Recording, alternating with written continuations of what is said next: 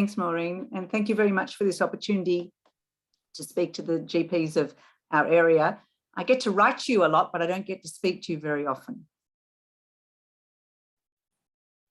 So today I'm going to speak about aspects of hypertension in pregnancy, which is a very huge topic, but I'm going to concentrate on some aspects of planning for pregnancy in women with hypertension, as well as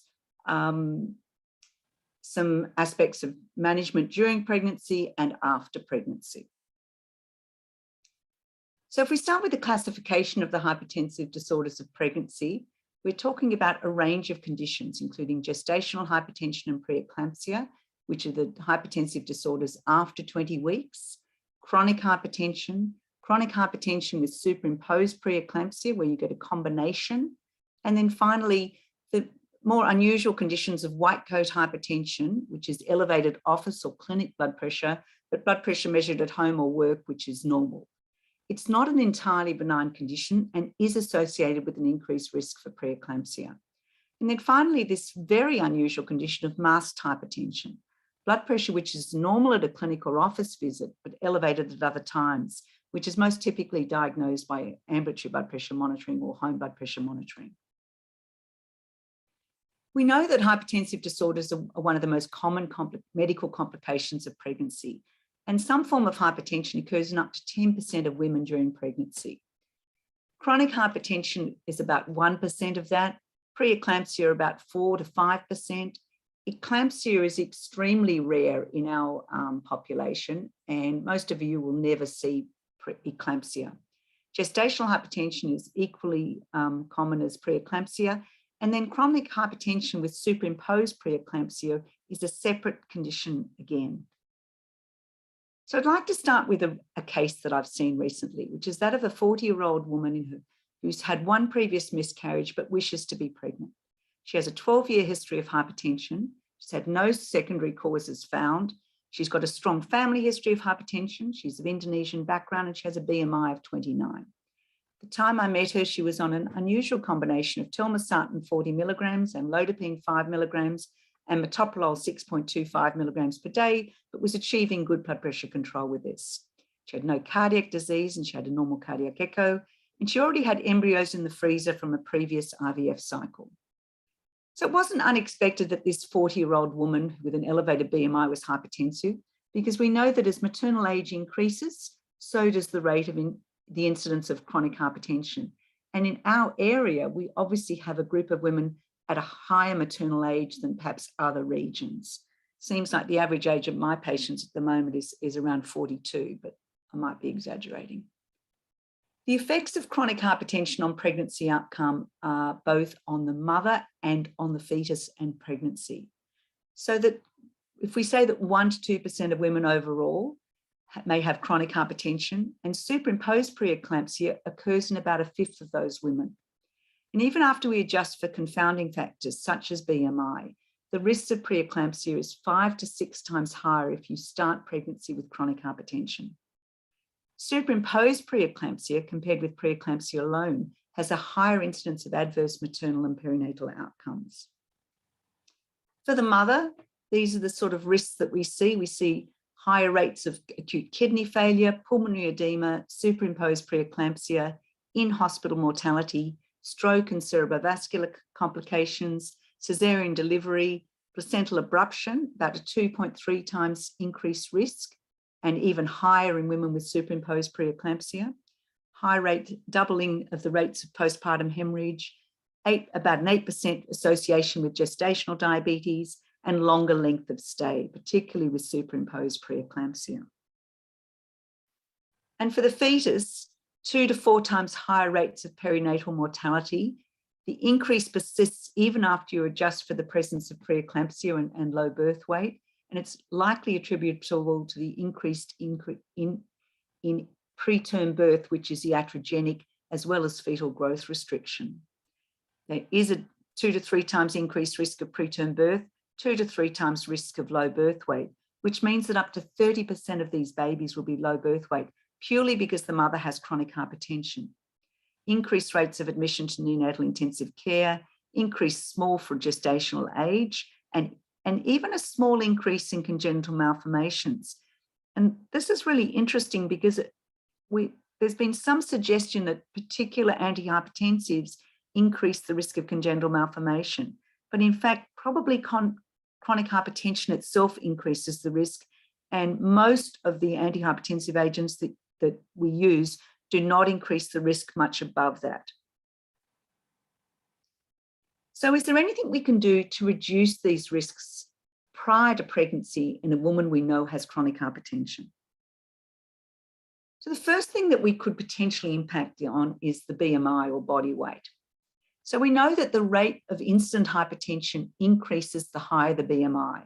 If you're in the overweight range, you've got a 1.5 times increased risk of hypertension. If you're in the obese range, over twice as likely to have hypertension. If you reduce body weight to normal in an individual, in an overweight person, you could reduce their risk of chronic hypertension by 25 to 40%, and in an obese patient by 40 to 50%. And each 1 kilo weight loss reduces systolic and diastolic blood pressure by 1 millimeter in individuals with or without hypertension. So there's definitely a benefit prior to pregnancy of reducing weight to reduce the starting blood pressure. There's a definite benefit to exercise during pregnancy as well as weight loss prior to pregnancy. If you exercise versus no exercise, you can lower the rates of gestational diabetes by 30 to 40%. You can lower the rates of gestational hypertension, and you can lower the rates of preeclampsia. So how much exercise are we talking about? If you want to reduce the odds of developing diabetes, preeclampsia, or gestational hypertension by 25%, you need about 600 minutes of moderate to intensive exercise. That's equivalent to 140 minutes of brisk walking, water aerobics, stationary cycling, or resistance training. If you get up to 260 minutes, that's 60 minutes per week of moderate intensity exercise, you'll get a 25% reduction in the odds of developing preeclampsia, 400 minutes reduction in gestational hypertension. So non-drug related reduction in preeclampsia purely by moderate exercise, but it has to be a reasonable duration and it has to be consistent. What about how well we control the blood pressure prior to pregnancy? This is something anecdotally we've been observing for a long time, that the woman who enters pregnancy with well-controlled hypertension does better than the woman who enters with poorly controlled hypertension, either on or off treatment. And then in this excellent study of 4 groups of women, the first group are women who were diagnosed as hypertensive in the first trimester.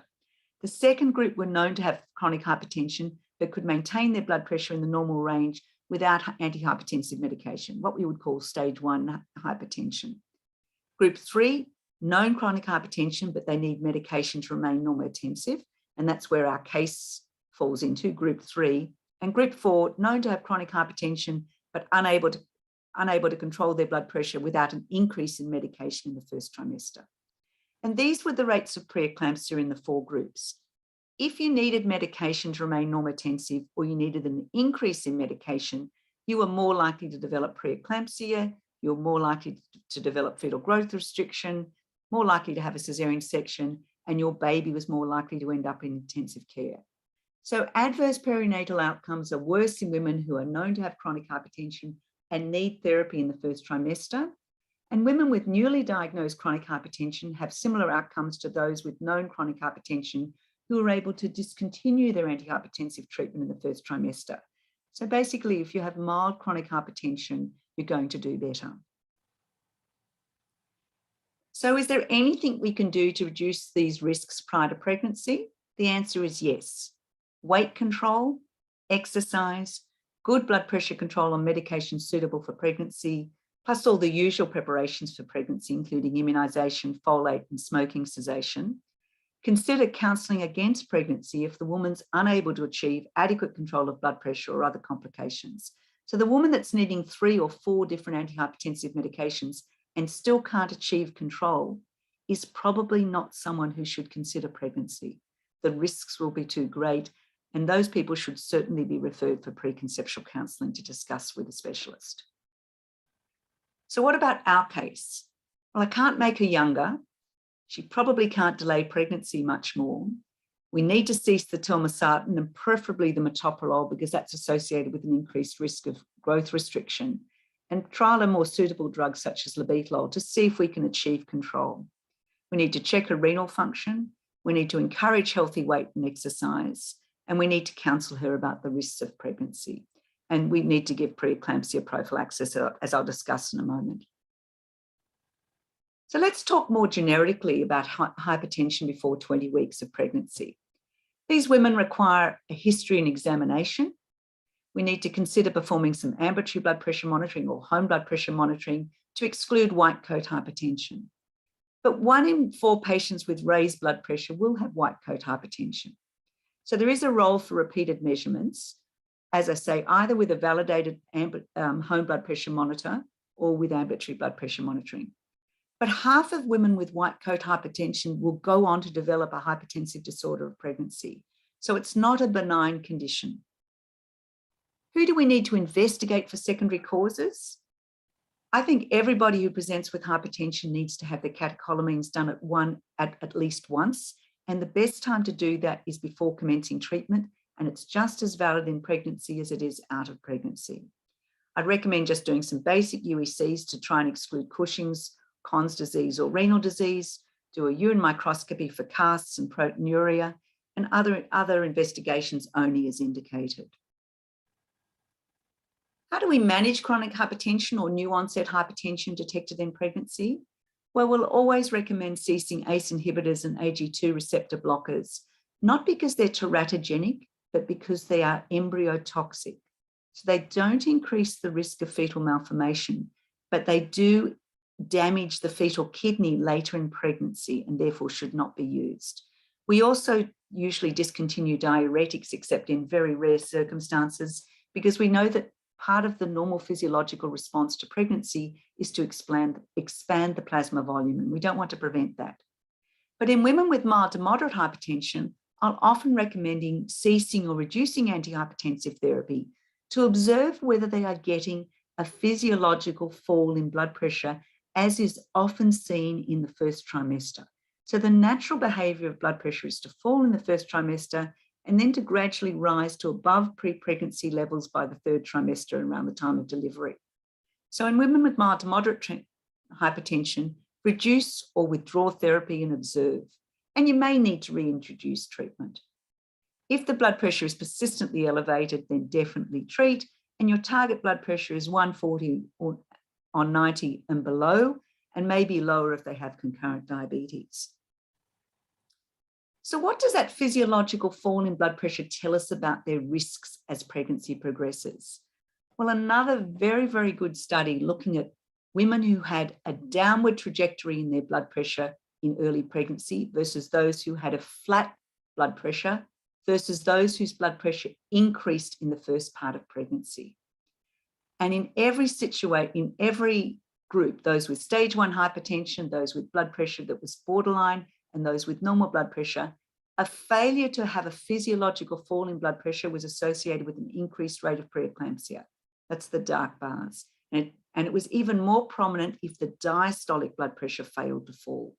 So having a higher blood pressure at booking and or failure to have a physiological fall in blood pressure or even a rise in blood pressure is associated with a greater risk of preeclampsia. So what drug treatment would we use for women with chronic hypertension in pregnancy?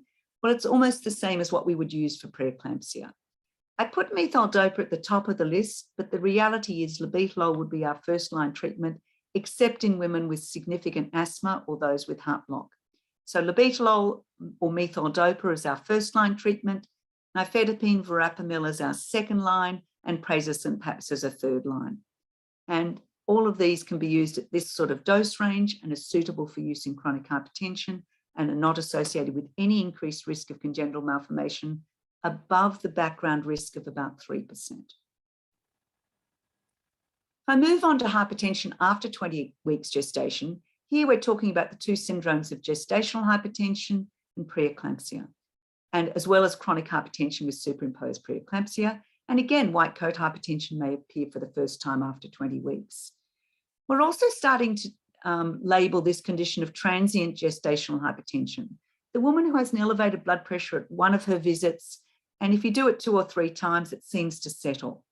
Again, this is not a benign disorder. It's associated with a 20% chance of developing preeclampsia and a further 20% chance of developing gestational hypertension. So these women warrant further and closer observation. How do we investigate new onset hypertension after 20 weeks? Again, an accurate history and examination and baseline investigations for preeclampsia, which I'll show you in a moment. These are the women that are best assessed in our day assessment unit, and they can be referred there directly by yourselves or through the outpatients or through the midwives or through the obstetricians. The specific indications for admission rather than assessment as an outpatient would be significant symptoms or evidence of organ dysfunction on your screen, an initial diagnosis of preeclampsia. So somebody you see with hypertension and proteinuria, even if it's on dipstick, that means more than 1+ or confirmed on urine protein creatinine ratio, those women should be referred for admission in the first instance, or if there's any concern about fetal well-being. So our assessment for preeclampsia, we assess the renal system for proteinuria, the creatinine, and we also assess uric acid. We assess the hematological system for thrombocytopenia. We've always used a platelet count less than 120 as a sign of thrombocytopenia. The latest international guidelines is suggesting 150, and the Australian guidelines aren't due for revision till the end of next year. So I would keep it at 120 for the moment. Coagulation studies only if the platelets are low, looking for a raised APTT and INR. Liver dysfunction, particularly looking for a raised AST and ALT. Remember that the alkaline phosphatase is always raised in normal pregnancy, secondary to production from the placenta. But a low albumin may be a very good clue to urinary protein loss. And then finally, a fetal ultrasound for fetal growth. And if any of these are consistent with preeclampsia, then you can commence antihypertensive therapy and arrange urgent review.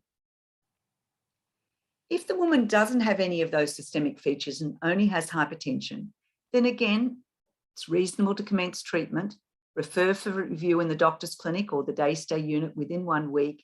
And if you're suspicious for preeclampsia because they have symptoms, even without hypertension, they have isolated proteinuria without hypertension, if they're at high risk of preeclampsia and there is evidence of a small baby, then we now have this new test called the SFLIP PLGF ratio, or in some units they're doing a PLGF test to look for, to help us exclude preeclampsia as a cause of those symptoms or that proteinuria or the small baby. So let me talk to you a bit about these angiogenic factors.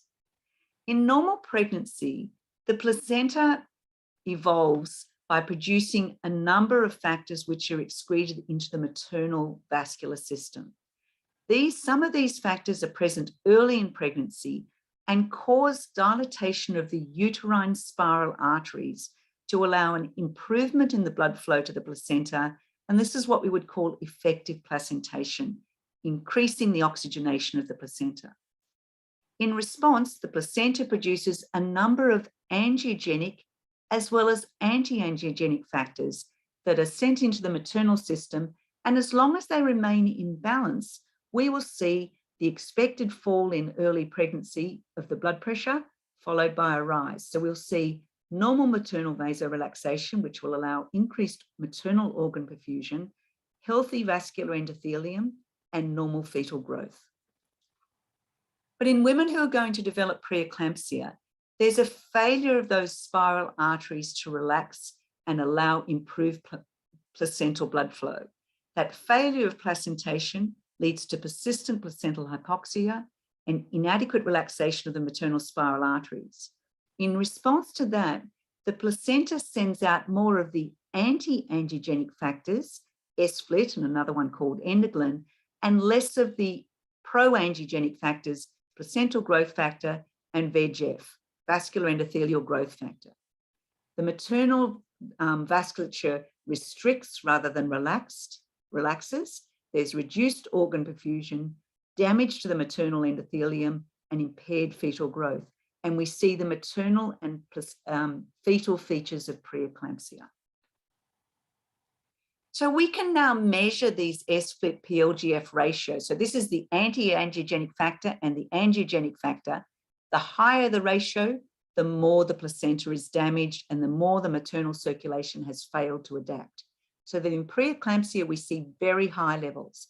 In chronic hypertension with superimposed preeclampsia, and in chronic kidney disease with superimposed preeclampsia. And this can be often a very difficult diagnosis to make because the woman may already have hypertension and proteinuria from her kidney disease. How do we determine whether she's got preeclampsia? Well, if she's got these abnormal ratios of her angiogenic factors, that's an indication of preeclampsia, because chronic kidney disease alone doesn't do that. Chronic hypertension without preeclampsia doesn't do that, and normal pregnancy doesn't do that. So these measures have been very, very helpful. They are most helpful to exclude the diagnosis. They are very sensitive rule-out tests for preeclampsia. So they should be requested when the woman is greater than 20 weeks gestation, has a singleton pregnancy, and you are suspicious for preeclampsia, but don't have enough evidence to make the diagnosis. Don't request it when you've already got enough criteria. So hypertension and proteinuria, hypertension and low platelets, hypertension and a small baby. Don't use it as a screening test, that is, women without signs or symptoms suggestive of the disease. And if you do get a negative ratio, it has such strong predictive value against preeclampsia that you can afford not to do as much invasive monitoring or reviews. If you get a very high ratio, and that would be over 85 before 34 weeks pregnancy and over 110 after 34 weeks of pregnancy, the woman probably has preeclampsia. If you get an in-between amount, we don't quite know what to make of that, but its greatest value is when it is low as a rule-out test. The test is now available through SEALS at Prince of Wales Hospital. If the patient is an inpatient, it's covered at the hospital. If it's an outpatient, unfortunately, the patients are being charged. There's no Medicare rebate. But the value of an $80 out-of-pocket test to either confirm or preferably deny the diagnosis of preeclampsia has a lot of value, and most women will consider that if it's possible for them to afford it. It will become Medicare rebatable in the near future, I believe. Let's move on to a second case. 35-year-old presenting at 36 weeks with blood pressure 140/90 and mild liver function derangement. She has an SFLET-PLGF ratio of 21, less than 38.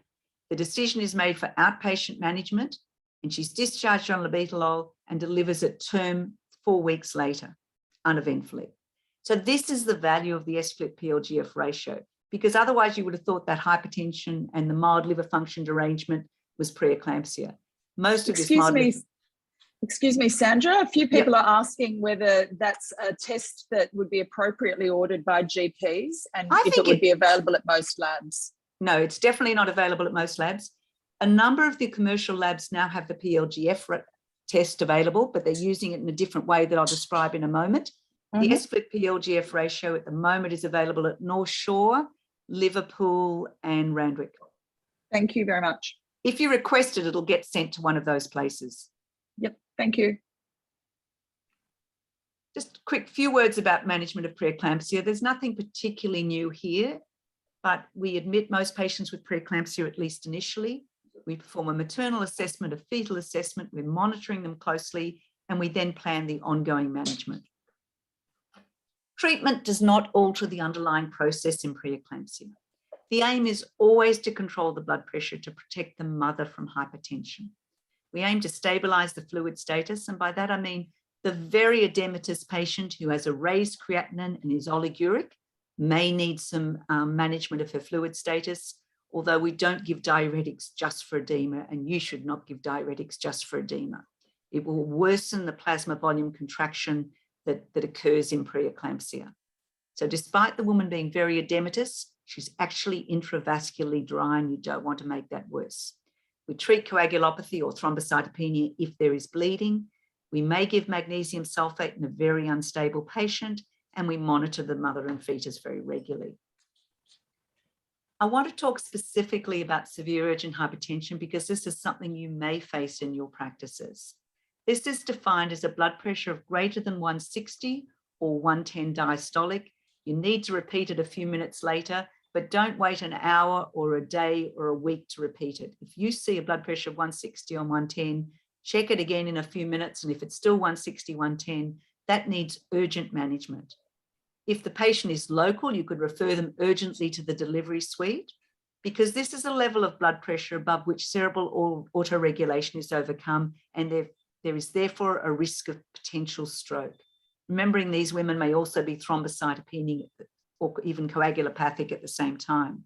It's associated with a risk of cerebral hemorrhage and hypertensive encephalopathy. It needs to be lowered within 1 hour. And if the patient is an inpatient, we would generally use IV hydralazine or IV labetalol or oral nifedipine. Plus, we would commence regular antihypertensive therapy with oral labetalol or methyl-dopa or nifedipine. If you saw such a patient in your rooms, and you see such a patient, if you have access to some labetalol or some nifedipine, I would recommend giving it and then referring the patient urgently. Make sure they don't go home to get a suitcase. Make sure they don't go home to check that the kids are all right. Make sure they don't take the car home and then organize everything. Send them in directly. And if that means an ambulance, put them in an ambulance if you have any doubt. This can be they may have a blood pressure of 140 or 90 by the time they arrive. Nobody's going to be unhappy about that. This is an emergency and needs to be treated as such. Treatment for preeclampsia doesn't alter the natural history, and delivery is the ultimate management. And this gives you an idea of when we might deliver a woman with preeclampsia, a woman with gestational hypertension, and women with chronic hypertension. We do try to prolong pregnancy as much as possible and as safely as possible, so that we're balancing the risks of prematurity versus the risks of continuing the pregnancy with preeclampsia or severe hypertension. I'd like to move on now to the after stage of preeclampsia, which is what many of you see more of, and that's the resolution of preeclampsia. Only to say that hypertension may persist for weeks and even months after preeclampsia. The idea that hypertension resolves by 6 weeks is a fallacy. And the whole idea of the 6-week visit, meaning everything's okay from the point of view of pregnancy, is incorrect. And you can see in these very nice graphs from the Netherlands, the percentage of women who will still have hypertension at 20 weeks post delivery after preeclampsia, and those who will have proteinuria at 20 weeks and yet ultimately recover. So what I would say to you is that about 40% of women may still have hypertension at 3 months, but many of those will go on to resolve. 14% may still have proteinuria at 3 months, most which will resolve, but proteinuria greater than 3 months postpartum is an indication for renal review.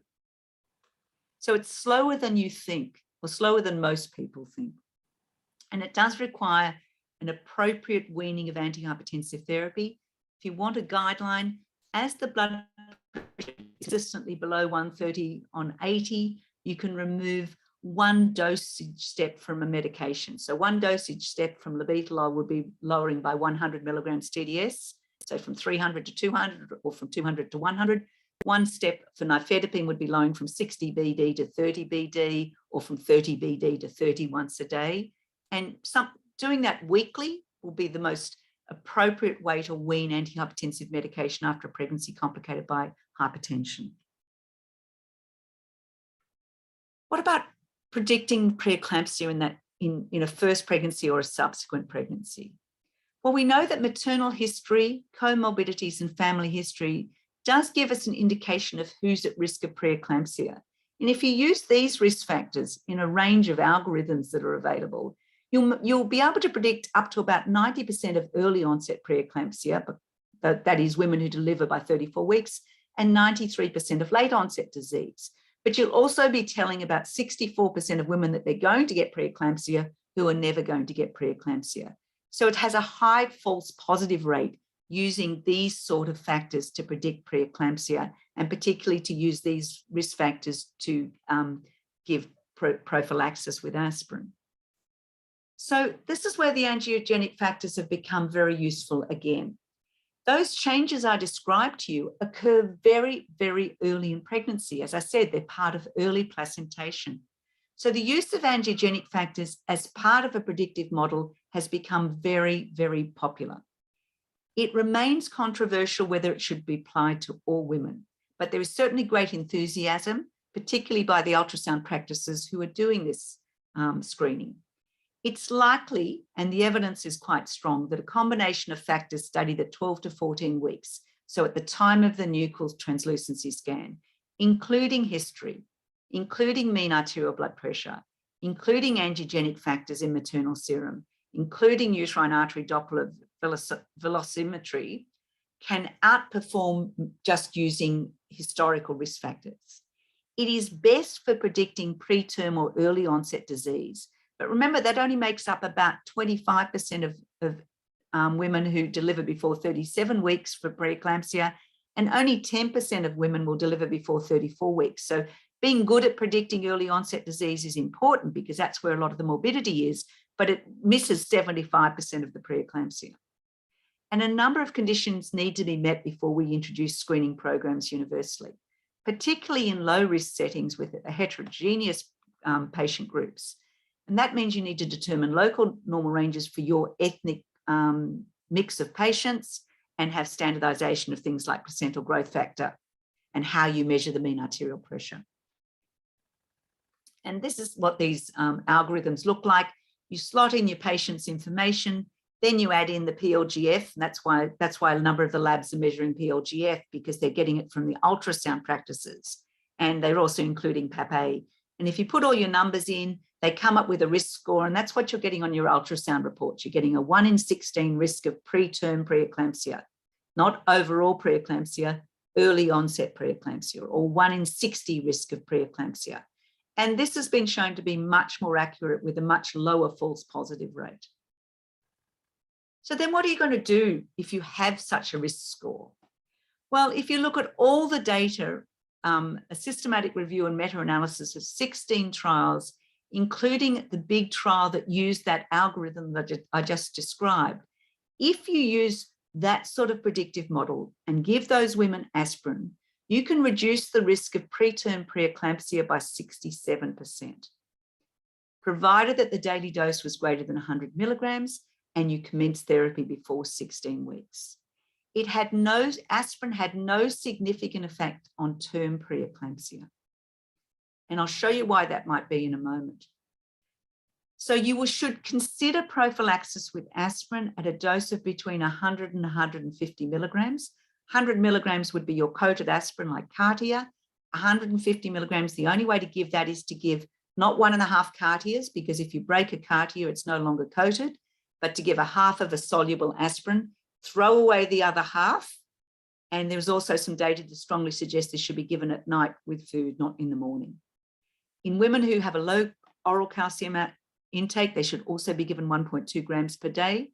And that exercise training that I described before also will lower the risk of preeclampsia, but it's not in a bottle and it's a lot harder work. So most people don't remember to recommend this as part of their prophylaxis. Who should you give prophylaxis to? People that have been through that sort of screening test that I've just described, who have a greater than 1 in 100 risk, will be recommended prophylaxis by the screeners, by the people who are doing the screening. If you've had previous preeclampsia at less than 34 weeks before, you are considered high enough risk to give prophylaxis. What about women with so-called thrombophilias? There is only evidence for women with antiphospholipid antibody syndrome to receive aspirin and or heparin, but that should only be initiated by a specialist. And women who are at high risk, such as those with pre-gestational diabetes or chronic kidney disease, should receive aspirin. So what you're seeing there is I'm not recommending that all nulliparous patients should have aspirin. And the reason is that it's not without risk. First of all, how does it work? It reduces uteroplacental vascular resistance in the first trimester and early second trimester. It has a vasodilatory effect by reducing the thromboxane to prostacyclin ratio by inhibiting COX-1 pathways, and it increases endothelial nitric oxide. And nitric oxide is a potent vasodilator in the maternal circulation. It also seems to inhibit this S-flip, this anti-angiogenic production in the trophoblast cells. So it lowers those anti-angiogenic factors that we talked about. It's uncertain whether preterm preeclampsia and term preeclampsia are have the same sort of placental changes. And one of the theories is that when you take aspirin, you do reduce the risk of preterm preeclampsia by pushing some of that preterm preeclampsia into the term group. So maybe the reason you don't see a reduction in term preeclampsia with aspirin is that some of the women who would have got it preterm end up having it term. So that's one of the theories about why it doesn't lower term preeclampsia, but term preeclampsia has much lower, at least fetal and neonatal morbidity and probably maternal morbidity as well. But are there any risks with aspirin? Why not just give aspirin to everybody? Firstly, because it doesn't work, because the vast majority of preeclampsia is after 34 weeks. And aspirin use is associated with bleeding complications. This is a very, very good meta-analysis published in 2020. There's no increased bleeding during the antepartum period, but a higher incidence of intrapartum bleeding, postpartum hemorrhage and postpartum hematoma, a slightly increased risk of neonatal intracranial hemorrhage, and even after stratifying by mode of birth, a higher incidence of bleeding amongst aspirin users for those who had a vaginal birth, but not those who had a cesarean delivery. And even if you exclude the women with preeclampsia, who might be at increased risk of bleeding because of thrombocytopenia, there's still an increased risk of bleeding. So if you don't get enough of a benefit, then these risks become significant. So when you're looking after a group of women who are at risk of preterm preeclampsia, there the benefit outweighs the risks. When you're looking at a whole group of nulliparous women, the risks probably outweigh the benefits. That's why we don't recommend universal aspirin prophylaxis. And finally, I want to talk a bit about the long-term consequences of preeclampsia. Pregnancy is a really, really interesting stress test. If you have no hypertension in your pregnancy, then you actually have a reduced long-term risk of hypertension and a reduced long-term risk of diabetes.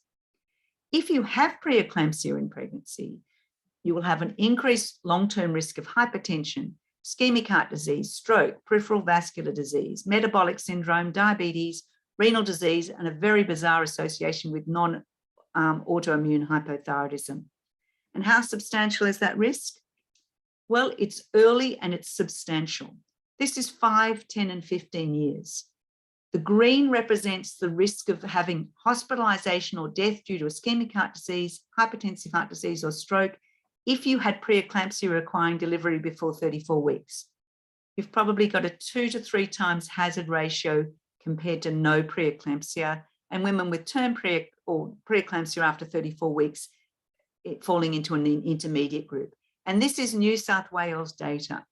Your 10-year estimated risk of cardiovascular disease was 2.1 per 1,000 if you have no hypertensive disease and 5.5 per 1,000 following hypertensive disease. There's also an interaction between smoking and hypertensive disorders of pregnancy, as you might expect, plus probably similar for other risk factors such as hyperlipidemia, and a larger effect of early onset compared with late onset hypertensive disorders of pregnancy. So this is a really important aspect of long-term care of women who've experienced preeclampsia. And with this stage, we are leaving most of this screening and monitoring to general practitioners, although we are considering some sort of follow-up clinics through the Women's Hospital in the future to monitor these women more closely. I'd like to finally talk about the recurrence risk of preeclampsia. If you've had preeclampsia, essentially the risk is greater, particularly if you've had early onset preeclampsia, if you've had severe hypertension, if you've got other risk factors such as antiphospholipid or chronic kidney disease, but in general, it happens later and less severe.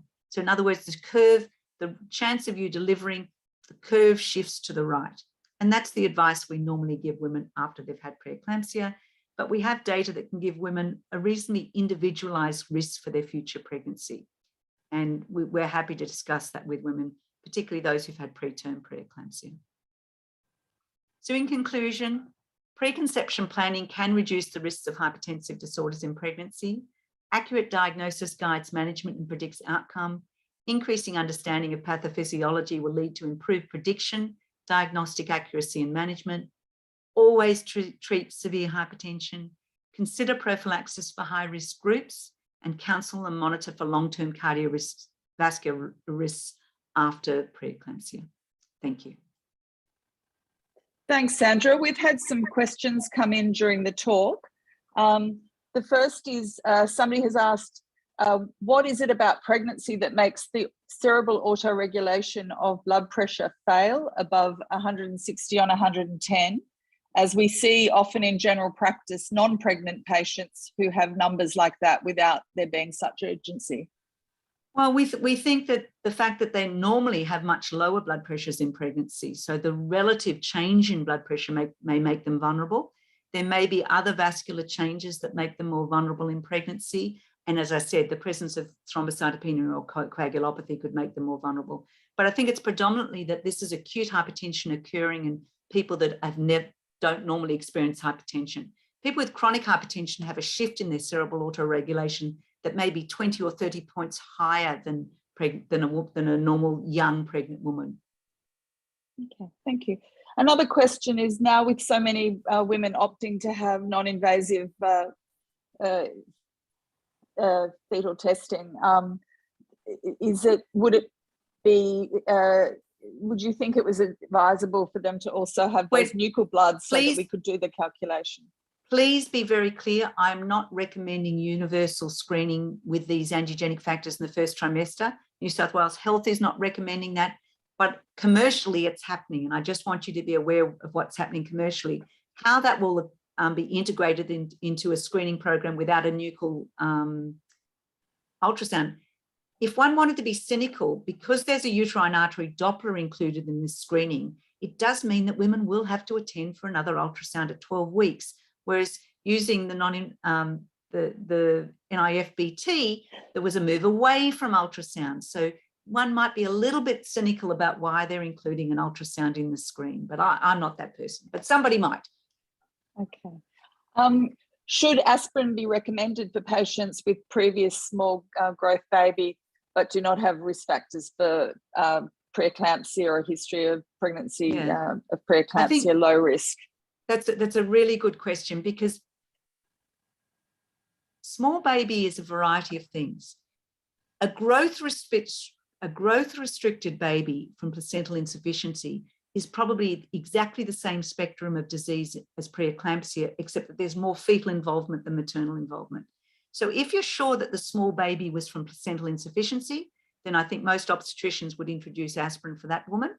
But if the baby was small but for other constitutional reasons, that doesn't necessarily mean that there was a placental cause for the growth restriction. So it's a more nuanced discussion than just a small baby. Okay, thank you. Another question. It was more about whether there were protocols that we could see about who we should ensure is commenced on aspirin for 16 weeks. That was really why I wanted to discuss this, because we're not seeing so many of these women are not having their first visits before 14 to 16 weeks. Mm-hmm. As I said, those that are having their screening at the particular ultrasound practices that are using the algorithm will be recommended aspirin by that practice. So they should discuss it with you, of course. Mm-hmm. Those are my recommendations. Those women who meet that criteria should have aspirin and not generic. So in other words, women at increased risk of preeclampsia before 34 weeks, whether you're using relative risk scores or whether you're using the algorithm, those women can be offered aspirin. But, probably 70 or 80% of NULIPs won't meet those risk factors, and therefore they shouldn't be offered. But as I say, our patients are older, they're high BMI, those alone may be enough of a risk factor, a family history. They should be offered aspirin. Okay, thank you. And somebody was just asking if you could provide the link to the meta-analysis of aspirin that you've presented. Did I not reference it? If I share screen quickly, I'll go back to it. I think it may come back to a question somebody else asked before about the slides being available. So I think the slides will be made available to people. I think there's the reference to that bleeding, this one. Is that the one you wanted? I'm not sure which one they were referring to. Oh, prevention of preeclampsia. Yeah, prevention. Yep. Yep, prevention. Oh, that meta-analysis? Yes. Yes, I'll provide it to somebody and they can share it with you. Forward it on. Brilliant. Thank you very much, Sandra. Are there any more questions to come? I think we've covered the ones that have been asked so far. There was somebody asking about whether somebody with that's gone, sorry. I think we've covered all the questions.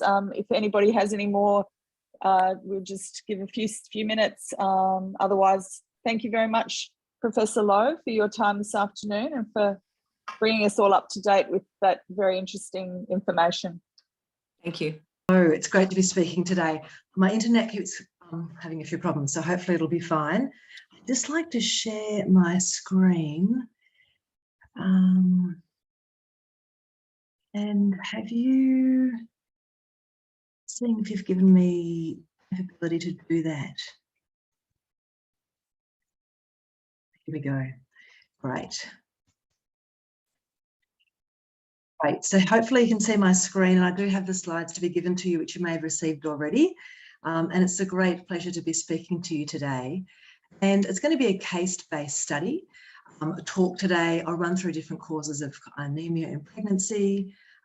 I'm very happy to answer questions, and either at the end of each section or else at the end.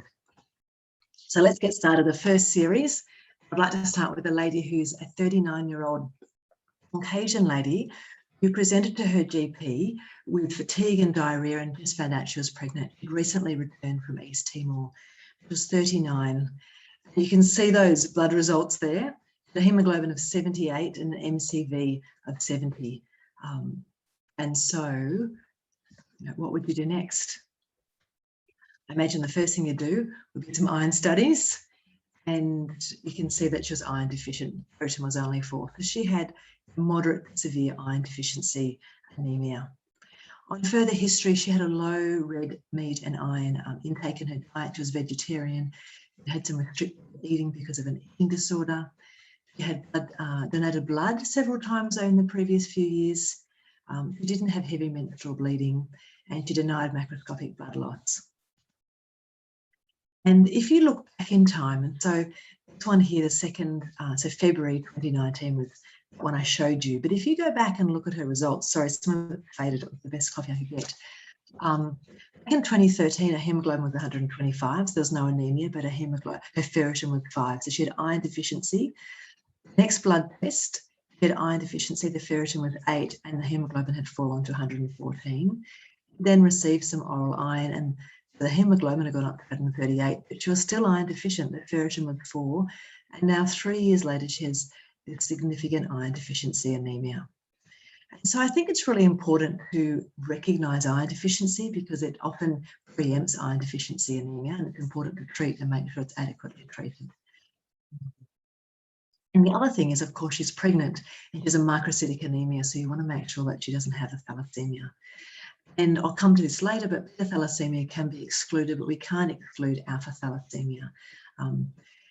So there are these comments. And so the comments on the screen are very important. And it says here that borderline iron stores means that we can't interpret these tests and we can't exclude alpha thalassemia. And so you either need to replace the iron and then repeat, or usually in pregnancy, you'd like to screen the partner because that's much quicker. This is her progress. So she was put on oral iron replacement in the first trimester, and you can see the hemoglobin rose to 94. And she persisted, and 2 months later, the hemoglobin had risen to 110, which was fantastic, and you can see the ferritin had risen to 33. And so with oral replacement, she could restore a hemoglobin and the ferritin. But then she was unable to keep up with the demand of pregnancy. And by the 3rd trimester, the hemoglobin was fantastic. It was 121. The iron stores, her ferritin had fallen down to 4, and we gave her an iron infusion. Next lady is a Lebanese lady, and I saw her during her 3rd ongoing pregnancy. She was 37. In 2004, she had had a baby boy. She doesn't remember having anemia in that pregnancy. In 2009, she remembers having iron deficiency anemia during the pregnancy, and she had 1,000 ml postpartum hemorrhage. She had a miscarriage, and then I met her when she was 22 weeks pregnant with twins. But as I asked more about the iron deficiency, she had received some intravenous iron in 2012, but she recalls that it was infused over less than a minute. She immediately felt dizzy, had itch and joint pain for 24 hours. No rash, fever or dyspnea. So obviously there was concern not to give intravenous iron again, and so she'd been on iron tablets. She'd been taking Ferrograd in the morning with food for several years. In her diet, she had red meat 2 to 3 times a week, no chicken, occasional fish, and no legumes. So sort of okay, but not a great iron intake. And she had heavy periods on day 1. And then I looked back through her blood results, and from 2017 to 2020, I could see that her hemoglobin had fluctuated between 104 and 122. This is similar to the First Lady, and her ferritin also had been low, being between 9 and 12 over that period. So she's fluctuating between iron deficiency and iron deficiency anemia. When I met her, her hemoglobin was now 103 and her ferritin was only 9. So, of course, there was concern about several issues here. Persistent iron deficiency anemia was a concern. Twin pregnancy obviously has increased iron demands. There appeared to be impaired absorption of iron tablets, but taking the iron tablets with food, tea, coffee and dairy blocks the absorption, so that was probably suboptimal, and had this previous iron reaction, IV iron. We changed her ferrograde to take it at bedtime, so it was away from tea, coffee and dairy, and I reviewed her in 6 to 8 weeks. And the hemoglobin unfortunately fell. It was 96 and the ferritin was now 7. We brought her into the Haematology Oncology Day Centre at Prince of Wales, and we gave her the ferric carboxymaltose over 15 minutes at the standard time, and we observed her, and there was no reaction. We did have loratadine on standby, and obviously we give her more as required. You can see she had a fabulous result. Her hemoglobin rose to 141 postpartum, and her ferritin was 168. And the ongoing aim now, of course, is to maintain her iron stores. So iron deficiency in pregnancy, there's a couple of things to keep in mind. In a recent article, there was this quote that the onset of pregnancy can be considered a case of impending iron deficiency. I think you really have to be aware that demands for iron in pregnancy, both the mother and the fetus, are very large.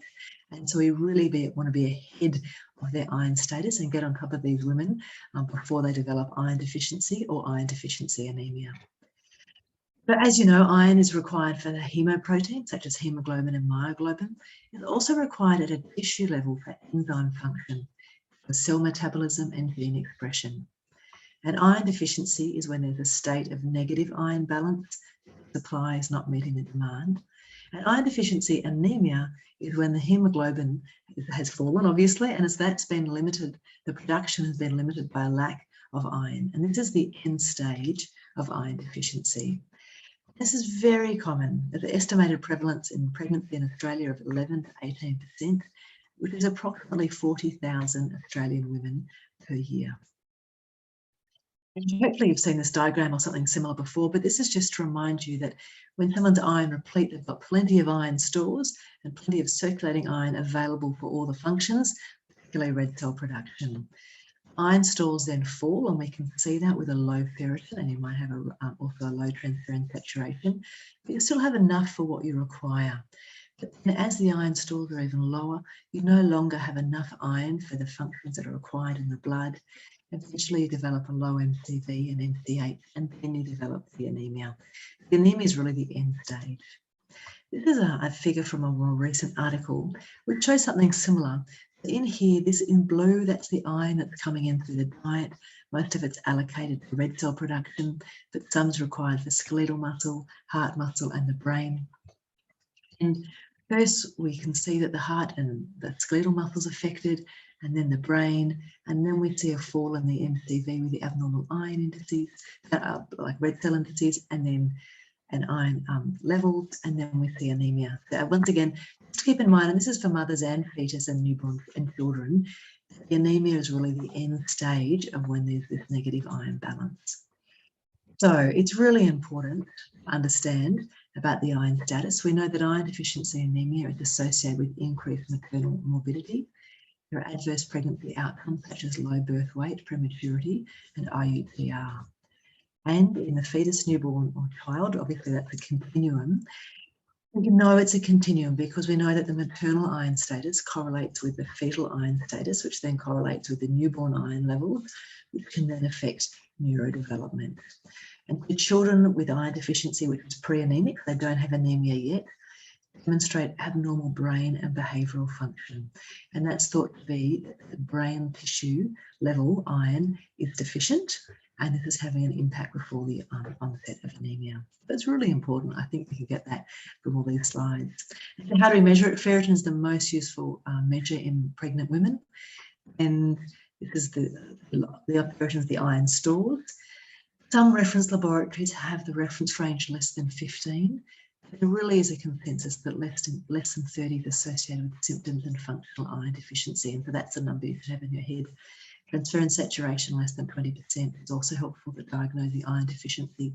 Capsidin is the hormone that's involved with iron regulation. It's really very important. We can't measure it yet in everyday clinical practice, but when it's available, it's going to be very useful. And the hemoglobin is not useful because it lacks sensitivity and specificity. So in the first trimester, what do? Measure the ferritin, please, as well as the hemoglobin. And that really is done now very well. I know the British guidelines don't recommend checking their ferritin, so I'm very concerned. But Australia, I think it's quite different. And we need to replace it. And you can't replace it with diet, you need to replace it with supplementation. And this needs to be oral in the first trimester, between 80 and 105 milligrams, ideally daily. But second daily, there's some data that second daily is okay as well. And just some tips, of course, explain to the woman why this is important. Make sure she has the adequate dose. Make sure she's taking it at the right time of day, away from calcium, tea and coffee and cereals and antacids. Talk about the risks of constipation. I mean, some women get diarrhea, but many get constipation. And preempt that and give them advice to start one tablet, get the bowels under control. At the next tablet, they can build up to having it second daily or daily, and then follow up. When they go to the chemist, there are so many iron preparations that they could buy, so give them some guidance.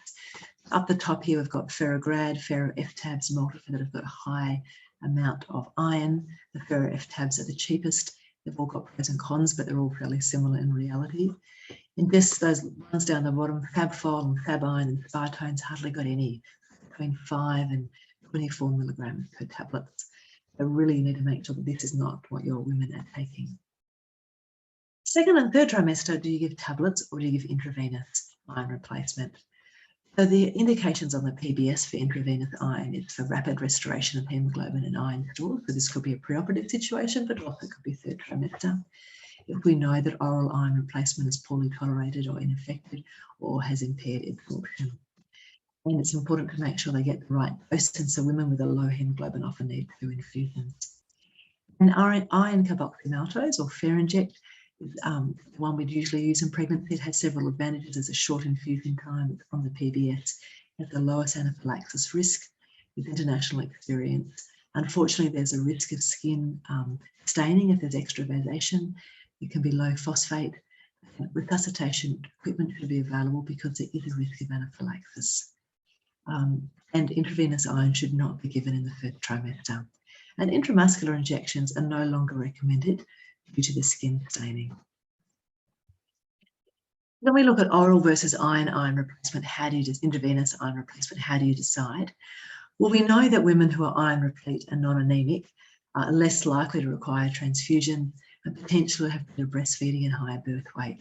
And so we need to think about what are the benefits. If we look at the clinical data, IV is associated with reduced transfusion and increased birth weight. They're poor quality studies and they may not be applicable to the Australian context. And we don't know about the maternal outcomes, quality of life, neonatal outcomes, what's the optimal form and what do you do if there's inflammation. And so we're actually running a study here at the Royal Hospital of Women called the Iron Woman Study, which is a double-blind randomised trial. And the first step of this study is to look at the feasibility of double-blinding the treatments, because then we can more accurately measure those outcomes, particularly the quality of life outcomes. The referral details will be there in your pack if it's a woman. And basically it's a woman who has anemia and iron deficiency from 26 to 32 weeks. Basically what we're going to do is the woman will receive either intravenous iron and placebo tablet or a sham infusion and actual tablets. And we've set up the infusion so that you can't see, and we've got a sleeve which covers the line and also covers the actual bag, and so the women can't see what is going into their blood, and so they won't be able to tell if it's actually their Ferinject or if it's the saline. And the outcome initially is going to be see if the women can correctly identify what treatment it is, and then we're going to look at maternal and fetal outcomes, and ideally do a larger study if this is feasible. Now, coming back to iron deficiency and iron deficiency anemia, follow-up is really important. It's to ensure compliance, assess the response, and to assess the side effects. Usually we check about 6 weeks after the commencement of oral replacement therapy, but we might have a shorter follow-up if it's the third trimester or if there's an associated, particularly significant anemia. There's a bit of debate on what the ferret target should be. Obviously, we want no anemia. The ferritin at least should be greater than 30, but I aim closer to 60 because we know at the time of delivery they're going to be losing more blood, and that will be loss of iron as well. And so we don't want to just have them scraping over the line, but we want them to have adequate iron stores. We can stop the tablets after an intravenous infusion if they've received an adequate dose. After delivery, often it's advisable to stop the iron tablets if there hasn't been a postpartum hemorrhage, and particularly because they could have a sore perineum and they're going to have constipation and difficulty because of the iron tablets. And just as an aside, breastfeeding has low iron requirements. It's even less than menstruating women. I'll include a couple of useful websites. Hopefully you've done some of those blood eSafe e-learning programs, which are fantastic. They're mandatory for the junior doctors. And the transfusion website also has some very useful materials and patient information you can give to the patients.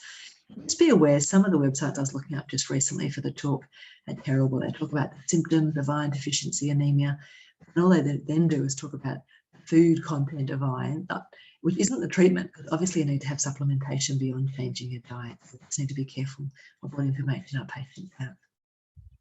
Coming now to the next case series. This lady I've looked after for several years. It's a 38-year-old Greek lady, and she has a baseline non-pregnant hemoglobin of 102, and you can see down there from the hemoglobin A2 down here that's consistent with beta thalassemia tray, and she's known that since she was a teenager, and her partner also has beta thalassemia tray. So there's a 1 in 4 chance of a severe outcome in an offspring with thalassemia major. So going back through her pregnancies, in 2013, she had chorionic villus sampling, and the fetus was not affected, and her hemoglobin was 82. She suffered a miscarriage. I had a similar pregnancy in 2015, and the hemoglobin was 90. And she came to me this year to say, look, what are the options to avoid a major hemoglobinopathy? And she could do the same thing again. She'd have a natural conception and then do CVS or amniocentesis. There's also the option of prenatal genetic diagnosis. This is when you undergo IVF, but before the embryo is reimplanted, a cell is taken and checked to see what the mutation status is. And it's previously, when it's offered through Genea and IVF, at approximately an extra $10,000 on top of the usual IVF cycle. But we're really pleased to announce that the Royal Hospital has a new service which is launching in this month. And so if there's a woman who might be appropriate, it'd be great to refer her. So another story, this is another lady who's a 32-year-old Greek woman who's in her first pregnancy. You can see she has a microacidic anemia, so it's a little bit rough, but outside of pregnancy, the hemoglobin is between 102 and 106, and the MCV is low at 60. And just a note on the MCV, the first lady at the very beginning had an MCV of 70 and a hemoglobin of 70. That's very consistent with iron deficiency.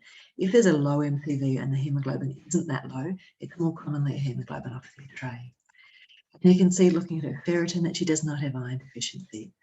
And so this lady has a microacidic anemia. She knew that she had beta thalassemia tray, and there's clearly no iron deficiency. And so she's the sort of woman who could avoid iron replacement in the multivitamins during pregnancy. But her hemoglobin had dropped to 84, you can see there. As I watched her through the pregnancy, it stayed 84, 87, but she developed progressive exertional dyspnea and orthopnea. She didn't have any palpitations or tachycardia or lightheadedness, but we decided to give her 1 unit of blood. And she then felt much improved. So even though later on her hemoglobin was 85 and 87, she remained asymptomatic. And often the nadir is in the end of the second trimester. So by the third, if they've got through the end of the second trimester without a transfusion, they're usually okay after that. This case is a West African woman who was in her first ongoing pregnancy, who's 32 years old, with a hemoglobin of 114 and an MCV of 69. And this is a hemoglobin EPG results, which show that she has sickle cell tray. And I can see 25% the amount of sickle cell is a bit low, and so that's really suggestive that she also had an alpha thalassemia. We could explain why the MCV is so low, because usually in sickle cell tray, the MCV is normal or just a little bit low. Again, during the pregnancy, so I saw her actually when the hemoglobin had dropped to 98. And the question is, why has it dropped? You can see the ferritin's 100, so she hasn't developed iron deficiency, but the hemoglobin has fallen with anemia, normal anemia of pregnancy, Obviously, it's considerably lower because you already had a low baseline and you can't increase the red cell production well. Important things in sickle cell tray is to find out about her history. Does she have a history of recurrent urinary tract infections? You need to screen the partner, and her partner was okay. And we also performed an extended red cell phenotype so that we know her status for RHC, E and KEL in case she needs a transfusion. Coming now to the management of haemoglobinopathies in pregnancy. Just a reminder that these are, so sickle cell and alpha and beta thalassemia and hemoglobin E and the other hemoglobinopathies predominantly occur around the equator, from the Mediterranean through the Middle East, India and Pakistan, around to Asia, Southeast Asia, even some of the islands, and also Africa. And obviously we're having increased at-risk ethnicities in Australia, so we need to be more and more aware. It's a reminder that there's only one copy of the beta gene on the chromosome 11. Everyone's got 2 chromosomes 11, so you have 2 beta genes, so it's a very straightforward autosomal recessive inheritance. Alpha thalassemia is more complex because there's 2 alpha genes on chromosome 16, and so the woman will have, or the baby will have 4 alpha genes overall. This just makes it more complex when we're screening and understanding. So if you've got 2, if there are 2 deletions, but they're on separate chromosomes, you can only pass 1 on at a time. But if the mutations are in cis, which means that both the alpha genes on the same chromosome are missing, and if that's the same for the mother and the father, that's when you can have a baby who's affected by hemoglobin bar that drops 2 targets. There is a spectrum in thalassemia, so we're trying to avoid the major thalassemias in our screening program. We also have to think about how we care for the mothers with a milder clinical phenotype during their pregnancies. Just to remind you, so the diagnosis is a little bit complicated. So with beta thalassemia tray, which we now call heterozygous beta thalassemia, hemoglobin A is elevated with a low MCV. And so that's usually fairly straightforward to diagnose. The sickle cell and other variants are similar. But alpha thalassemia, remember you've got those 4 genes, and so there's various more combinations. They have a normal hemoglobin A2. They'll have a low MCV if there's at least 2 gene mutation, and they may have a positive detection on the HBH prep or the ICT. And so that's why on the bottom of the report, you'll get this report, which haven't found anything wrong, haven't found a sickle or a beta thalassemia, but there'll be this comment saying alpha thalassemia cannot be excluded. And that's because the only way we can diagnose these women is potentially with genetic. So if you're, the other thing to remember, that very first lady had the severe iron deficiency, there was that comment, if someone has iron deficiency, it's also difficult for us to interpret the tests. So, and the reason why it's difficult with iron deficiency is screening's less reliable because the HbA2 and the MCV are lower, and so we can't exclude alpha thalassemia. And the thing to do is to screen the partner and recheck the woman when she's iron replete. Now, this is a table which hopefully you'll find very useful, and I've asked them to send you in the pack. It's something I've put together to try and help you with your screening process, and I'll just run through it in more detail. But basically, when you have a woman and you need to think, do I need to screen? So in some parts of Sydney, all women are screened, but in this area we don't. To screen someone of a high risk ethnicity, if they're MC8V or MC8 low, or if they're known to be a carrier or their partner or there's a family history. And then screen with a full blood count, because we have to do the hemoglobin MCV, a hemoglobinopathy screen, and we also need the iron studies. Then what happens, you'll get the report and you'll read, and it might say they've got beta thalassemia or sickle cell, therefore screen the partner. And sometimes it's quite straightforward. But just read the report carefully, because if alpha thalassemia cannot be excluded or atypical beta thalassemia cannot be excluded, you also need to screen the partner. It won't say further action required, I'll tell you what to do. And in terms of that further action, if the mother is affected, it'll mean screen the partner. If the mother or the father are affected or can't be excluded, you need to refer them urgently to myself for hematology or to genetics, and we'll organise molecular testing. And this is what we'll do. It depends if it's a beta globin problem or an alpha globin problem, and we organise molecular testing of the couple to see what their genetic type is, it's what the risk is to the baby. Now, think about the woman who's the carrier, who's got heterozygous beta thalassemia, individualise the management. Some women, or we'll come back in a minute, you need to screen the partner, of course.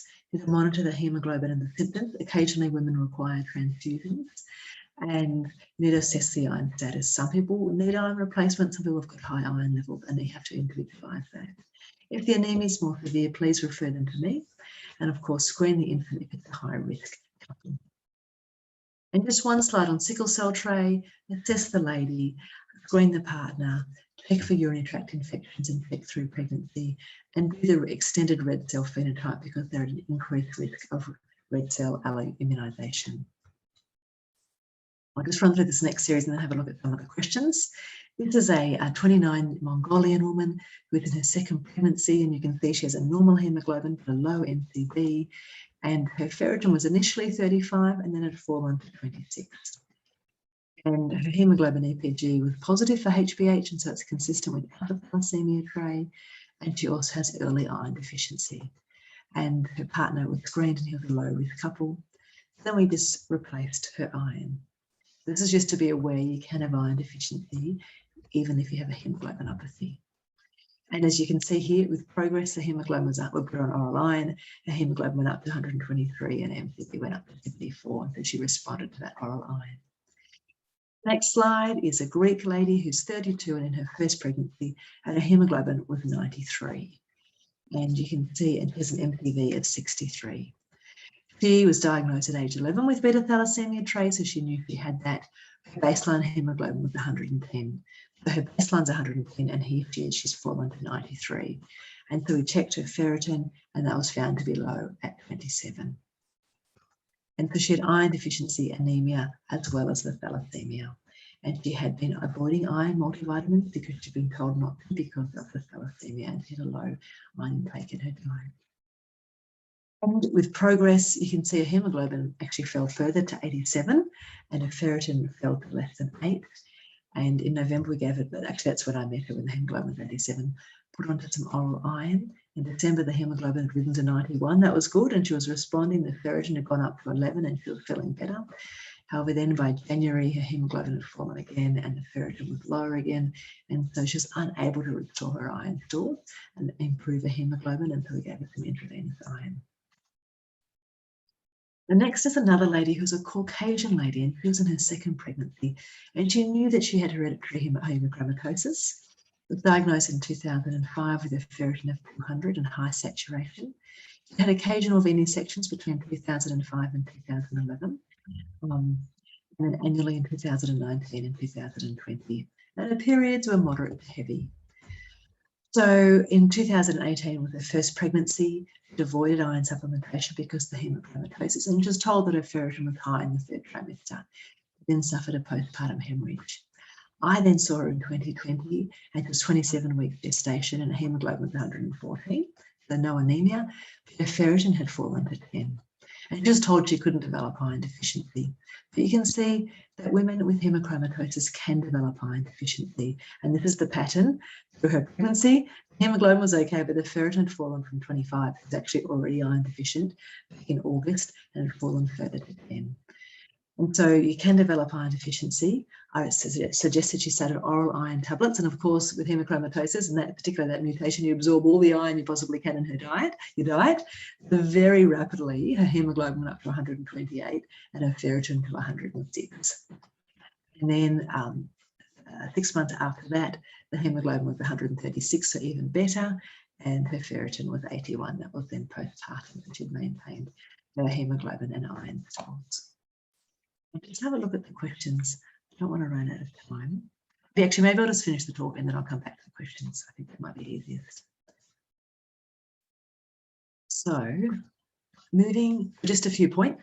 Iron deficiency can be concurrent with hemochromatosis and also with thalassemia. So look at the ferritin and the trend in the MCV and hemoglobin and treat if that's required. So the next case series was an Irish lady who was in her second pregnancy. In the first pregnancy, she'd suffered gestational thrombocytopenia with a platelet nadir in the 90s. She suffered iron deficiencies. She had constipation with oral iron replacement and then received Ferinject. In this pregnancy, at booking, her hemoglobin was 119, so there's no anemia, and the ferritin was 9. And was actually given Ferinject in the first trimester, which probably next time should be avoided. But she was feeling well, had a diet that contained red meat and chicken and eggs and milk and greens, and she didn't have any known gastrointestinal disease. The hemoglobin, however, fell quite rapidly through the pregnancy to 103 and then to 95. And you can see the MCV went from 87 to 89 up to 91. And she also had, down the bottom, replaced her ferritin and gone from 9, and the ferritin was now 106. So it's not an iron deficiency problem. She's got adequate platelets and an adequate white cell count. Her active B12 was assessed, and it came back at 26.5, which is below the reference range. So she was given some B12. She had an unexplained anemia with a rising MCV, and that was low. And then I saw her, and it's unusual because I'll explain in a minute. So anyway, I did some further testing. Her total B12 was actually normal. You can see 209. Her folate was normal. Her methylmalonic acid was also normal, and it was negative for the intrinsic factor antibodies and the gastric varietal cell antibodies. On subsequent testing, there's no confirmation of B12 deficiency, and there was no obvious reason why she would have B12 deficiency. She didn't require long-term B12 replacement.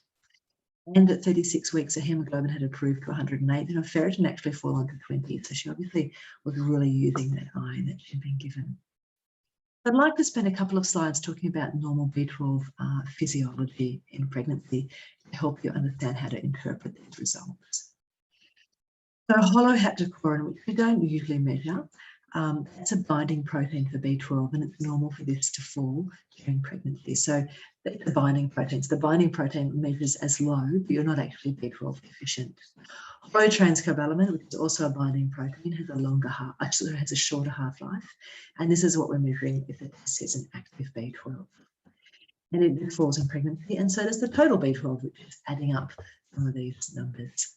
And so they're unreliable methods. The reference ranges are unknown in pregnancy, and there's no true gold standard. We've got a real problem with being able to measure B12 in pregnancy. And this is a study from a team in Victoria, and you can see in all three measures, so total and the hollow and the HC and the hollow TC, first, second and third trimester, the levels fall. This is normal physiology, and they return up postpartum. So this is the recommended approach to possible B12 deficiency. Firstly, is there any further evidence to suggest that there's a functional B12 deficiency? Is there a pancytopenia? How high is the MCV? Is it clinically feasible? Have they had a gastrectomy or ileal surgery? Are they a vegan? Do they have evidence of pernicious anemia, which of course occurs quite commonly in Irish people? Would further investigations be helpful? We don't really know the answer to that. I did consult with Rita Horvath, who's a clinical chemist in the laboratory, and we did that testing, but we actually have no reference ranges, so it's hard to know what to do with those results. And so my recommendation would be to only look for B12 deficiency if there's a clinical indication. I know there's often a reflex test to check for B12, but try not to do it in pregnancy because we really can't interpret the test, and the women usually are not actually B12 deficient. Folate deficiency is very rare with women on folate supplementation, and it's our wheat and grains are often fortified with our cereal, and I've never seen this in pregnancy. And coming now to just one last case. This was a lovely Filipino lady who was 30, and this was her second pregnancy. And you can see that during the pregnancy, the hemoglobin had fallen to 110, MCV had gone from 102 and risen to 106, 105. And the platelet count had fallen from 112 down to 96. And so she was referred to me for thrombocytopenia.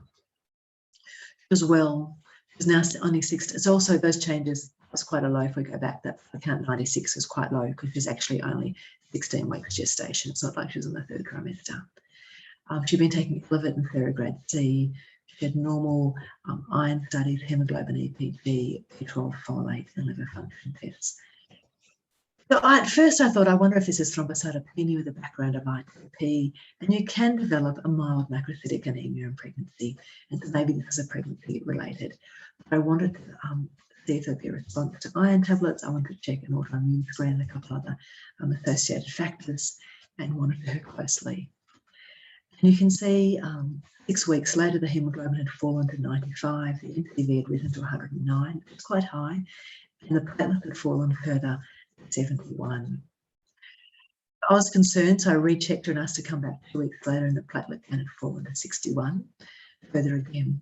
And the blood film was abnormal, so I organised a bone marrow biopsy and had a bone marrow biopsy suggestive of aplastic anemia. So there wasn't enough cells being made, with only 30 to 40% cellularity. Absolutely quite abnormal. In the progress through the pregnancy, we watched her carefully. The platelet count continued to fall with an edema of 55. The hemoglobin plateaued at about 100, and her white cell count was maintained. With an induction of labour, we gave her platelet transfusion to cover labour, and I said she couldn't have an epidural, and there was no postpartum hemorrhage. I followed her up closely, and actually it was fantastic. Postpartum, the hemoglobin rose quite promptly to 128. Her MCV returned to 98, and her platelets rose to 141. And on subsequent follow-up, it's resolved.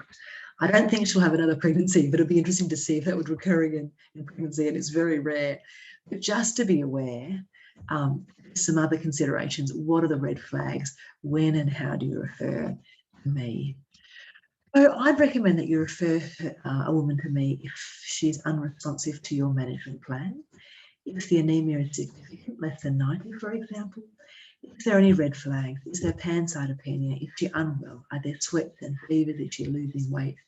On the blood film comment, does it say hematology review recommended, or if the diagnosis is not clear? I actually have a lady who's got acute lymphoblastic leukemia that was picked up at her 28-week blood results. You know, these things can happen. They can coincide with pregnancy. And so, you know, it's not very common, but they can happen. You have a woman who might be suitable for the Iron Woman study, please get in touch. And I run an obstetric, haematology obstetric clinic at the Royal Hospital of Women on Thursday afternoons alongside the high risk clinic. You can see the fax and phone numbers. I also see patients at the haematology services at Prince of Wales in the Bright building, and you can, the best is to refer, and for referrals is for emails. And please feel free to contact me directly. I'll just open up that chat box to have a look at some of the questions. So there's a question here which said, would you always consider a trial of oral iron first, and how long do you wait to repeat the ferritin? So it depends on where they are in pregnancy. For an early pregnancy, I would give an oral iron trial. And I guess we don't really know. I mean, one of the reasons I wanted this study is to work out is it actually better to give intravenous iron up front? That's not common practice, but we want to see if that it would actually be good practice. And how long I'd wait, I'd usually wait. Depends how far they're through in pregnancy, usually 6 weeks. If they're already in the 3rd trimester, I'll probably ask them to come back in 4 weeks. The next question says, would it be reasonable to supplement women from the 1st trimester with 2nd daily oral iron, even if their ferritin happens to be normal? I see a lot of women with normal ferritin on the initial bloods who later become absolutely. But the only harm in doing that is the constipation, and I think the iron replacement, and it's that quote of impending iron deficiency. I think it's really important for women to start on iron replacement. And if you can start them on a lower dose, there's less toxicity, and they're most likely to fall and not need the higher dose later. So I think it's a great idea. Question from Albina: if the woman has hemochromatosis or carrier, could you give an iron infusion if not responding to oral? And if yes, would you give less? No, you could give an iron. So you'd give an oral. Often they respond to the oral. Thalassemia women have a increased iron absorption through the hepcidin pathway, but always trial oral with them first, and also particularly the hemochromatosis. I've never had to give IV iron to hemochromatosis patient. But I still give the dose that's required, because if they've got an iron deficiency, like deficit, they still need that replaced, and so it's still the same dosing. Another question here from Diana Richards. My patient has thalassemia tray at 2 months. The pregnant hemoglobin was 102, and the ferritin was 89 with normal iron studies. And at 6 months, the hemoglobin had fallen and the ferritin was okay. So she's also had COVID infection. So the ferritin will be, yes, they can get a high ferritin following COVID. They get very inflamed with that. And the anemia could also be from the COVID as well. It also is probably multifactorial, the COVID, the thalassemia tray, and also the pregnancy. So I'd watch that. 6 months, you've still got a bit of time. That's a good question from Maria. Are women with low hemoglobin but no iron deficiency symptomatic, e.g. thalassemia? That's a very good question. No, so the women with thalassemia have compensated, and they've had a low, their baseline hemoglobin 100 is normal for them, and that's how they function, and that's how they play sport, and that's how they've gone through school, and so they don't have the exhaustion and the brain fog. And I think that's partly to do with the tissue iron. With that slide, they haven't got iron deficiency, so you don't have the tissue level effect there. We also become more efficient at extracting the oxygen off the hemoglobin. That curve, you might not remember from med school, it shifts so they can get more oxygen off. A question from Nora: what is the significance of the comment of alpha thalassemia cannot be excluded in a patient with microacidic? So that's very, very important, because if you, maybe you wrote that question before I gave you the information on that. Alpha thalassemia, because there's 4 genes, if you're missing 1 or 2, you may just have a low MCV and a normal hemoglobin. But if you're missing 2 genes, you could have a normal hemoglobin with a low MCV and still pass on abnormal genes and have a partner in the same situation and have a BART. That comment is very, very important. If you ever see the comment that alpha thalassemia cannot be excluded, you must screen the partner. Another question here about patients had a splenectomy for spherocytosis. The infant's screened. Is there anything I need to know? The spherocytosis is an hereditary condition. It's usually autosomal dominant. They can develop quite a large spleen that can be symptomatic, and the spleen's taken out, usually because the spleen's big rather than for anemia. You need to watch, obviously they've had a splenectomy, so they need to be up to date with their post-splenectomy vaccinations, because there are increases of infection there. The baby could also, it was a 1 in 2 chance the baby's affected, but usually people with spherocytosis, the hemoglobin sits about 100, that's not too bad. And after the splenectomy, the hemoglobin can be a bit higher. It might drop significantly during infection, so if she's unwell, you'd want to recheck the hemoglobin. Inject should be avoided in the first trimester because it's potentially toxic from animal studies, and there's no data. So it's just a pregnancy classification that we don't have the information that it's safe, but we know that it can be unsafe in animals. Question: is it true that only for IV infection if the ferritin is less than 50? No, less than 30 is the definition of iron deficiency. There's another question here. Is it preferable to refer women to the day surgery for an iron infusion in the 3rd trimester if indicated, or is it okay to do in general practice? That's a good question. I was actually talking to Antonia Jane about that this week or last week.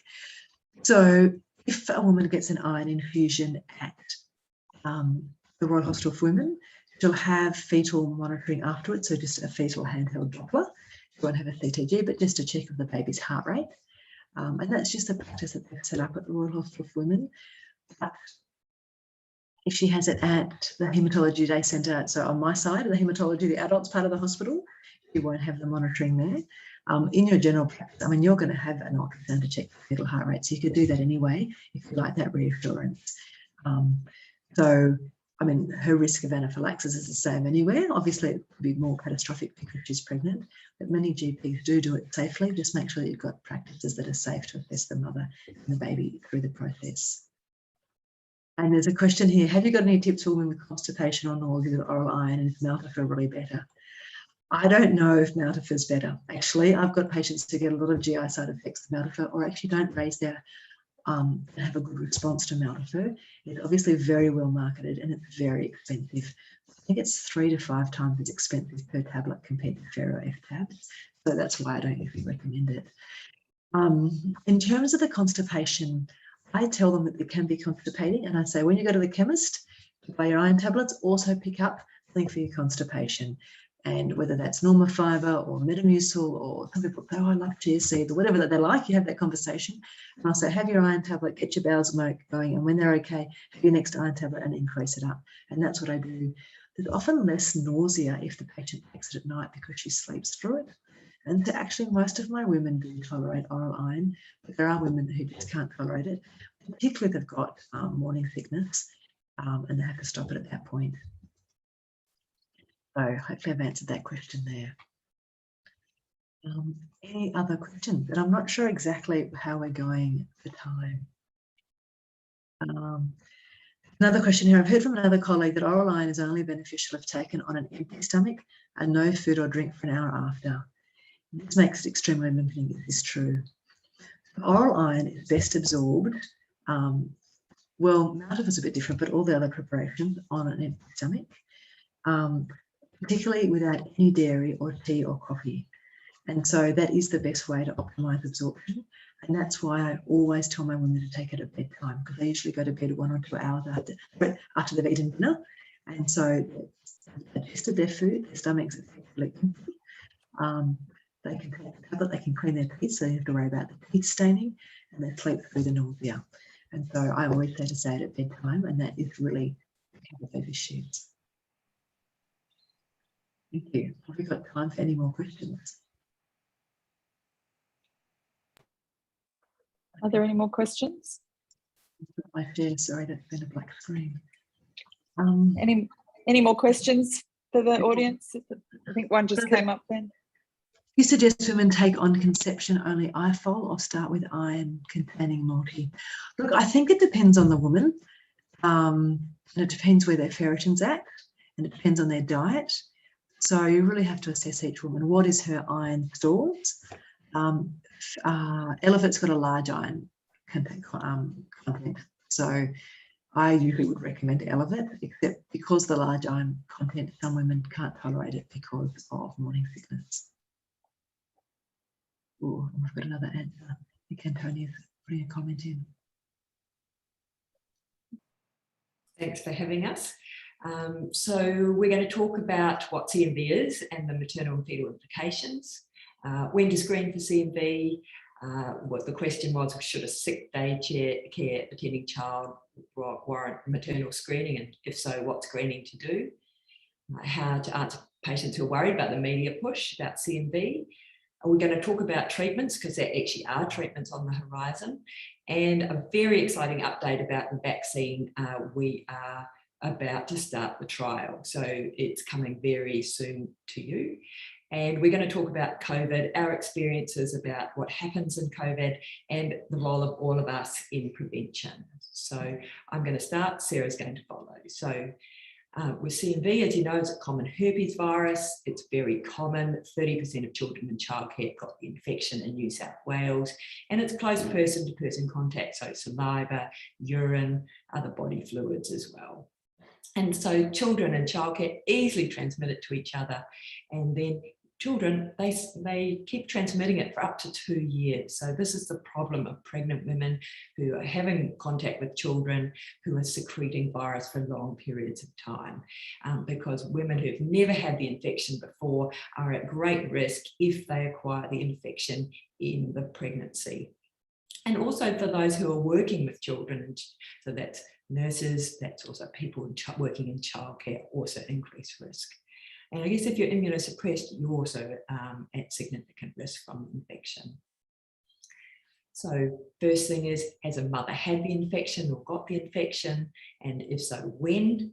Then our next question is if she does have the infection, is there placental infection? And then the next component is there fetal infection? Because they're not all synonymous. So the worst case scenario is a woman who has the CMV infection in the first trimester. And if that case happens, there's about a 1 in 3 chance of transmission to the fetus. And of those fetuses, about 1 in 3 will have sequelae. So overall, if you've got a woman in the first trimester, you've got a 10% chance of that woman having a significant fetal complication from the CMV.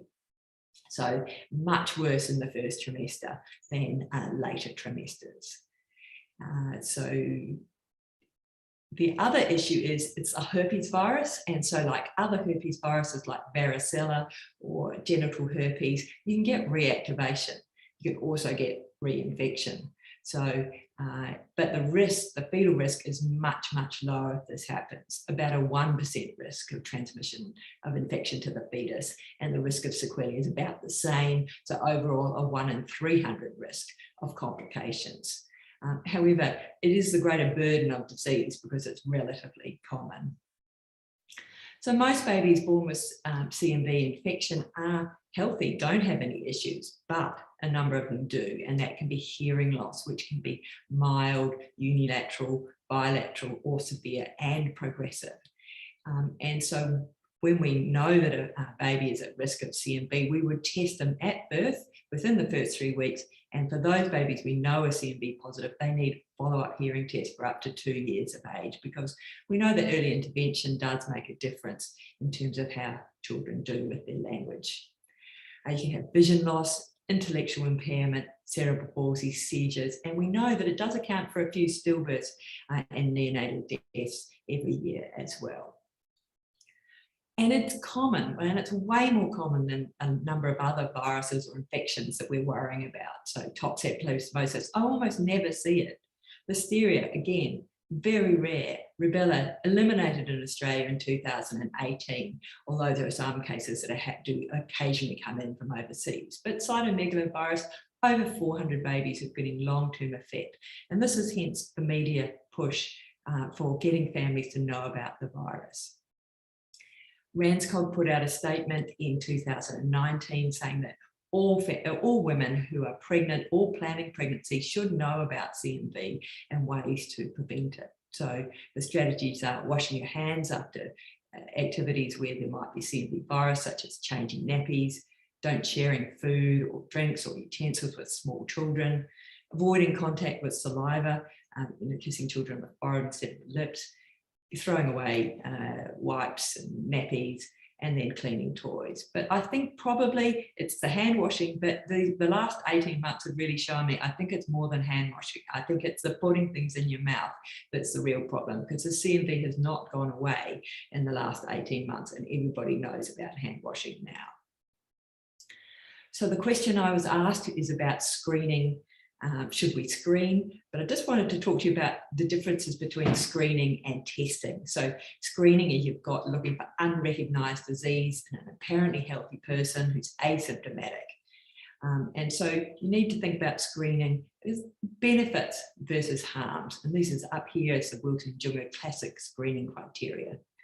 But testing is whether you've actually got a disease, so that's somebody who's symptomatic or got signs or symptoms.